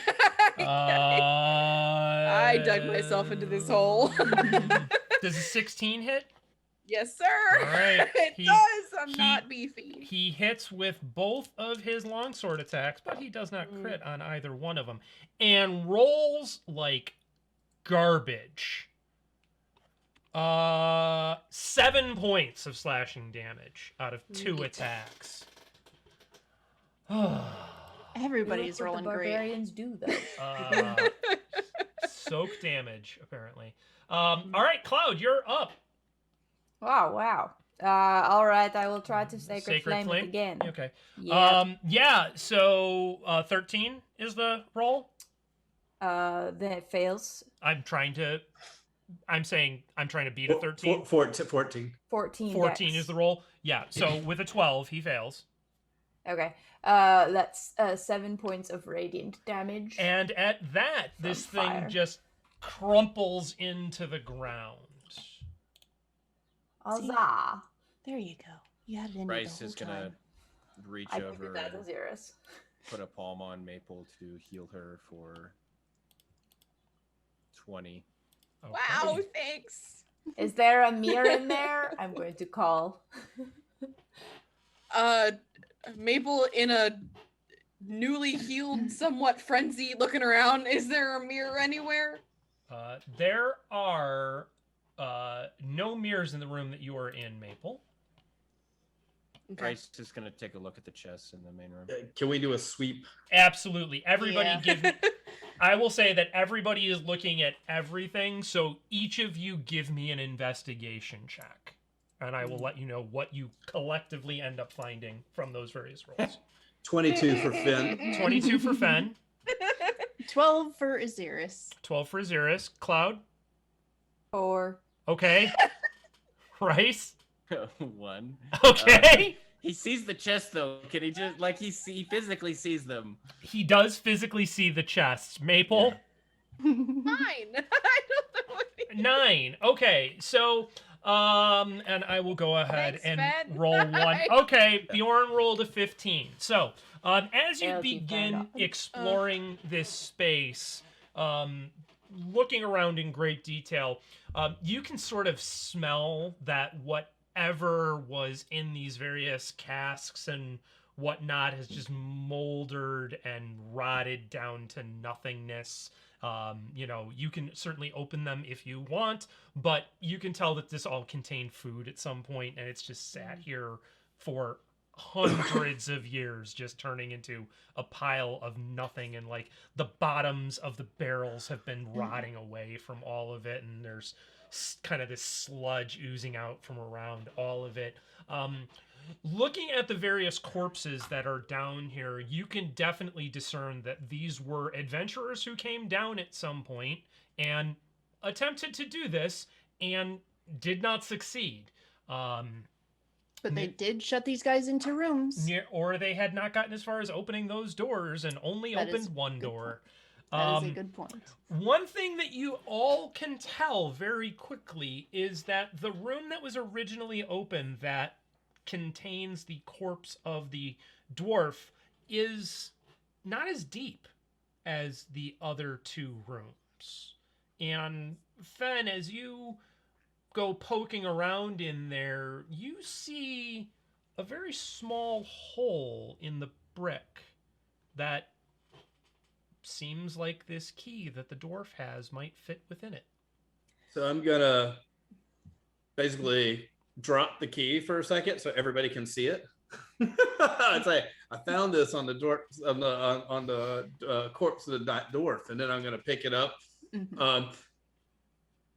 I know we're gonna move to that. I did have one question. Yeah. You had mentioned armor that was on these things. Was there anything of value on the corpses of the creatures we just fought? Each of them has a long sword. One in each of the rooms had a long bow. They have a sort of moldy, studded leather armor that would be an AC 14. They do not have anything of wealth or any kind of magic items or anything like that on them. Okay. Also, Chris, yes, thank you for giving us easy puzzles. Like, there's a keyhole in the wall. You found the key. It helped that Fenn rolled a 22 this time around. That said, yeah, the studded leather armor is what I thought you said earlier. That's specifically why I'm asking. So I'm just going to inspect it to see if it's in usable or fixable condition. Certainly in fixable condition. Okay, then I mean, I'm going to... It's not terrible. It smells like undead creature, so... But it's functional. Yeah, I'm going to pick up a studded leather armor then. Yeah. And so that I can repair it, so I can wear it. Because, yeah, that's significantly better than what I have. We can say that among the pieces that are here, you can assemble a functional set that you could don. You might just want to clean it as soon as humanly possible because it stinks. But it's functional. Okay. So yeah, right, you can go ahead and add it to your inventory now and up your AC. So it's a 14 AC studded leather armor.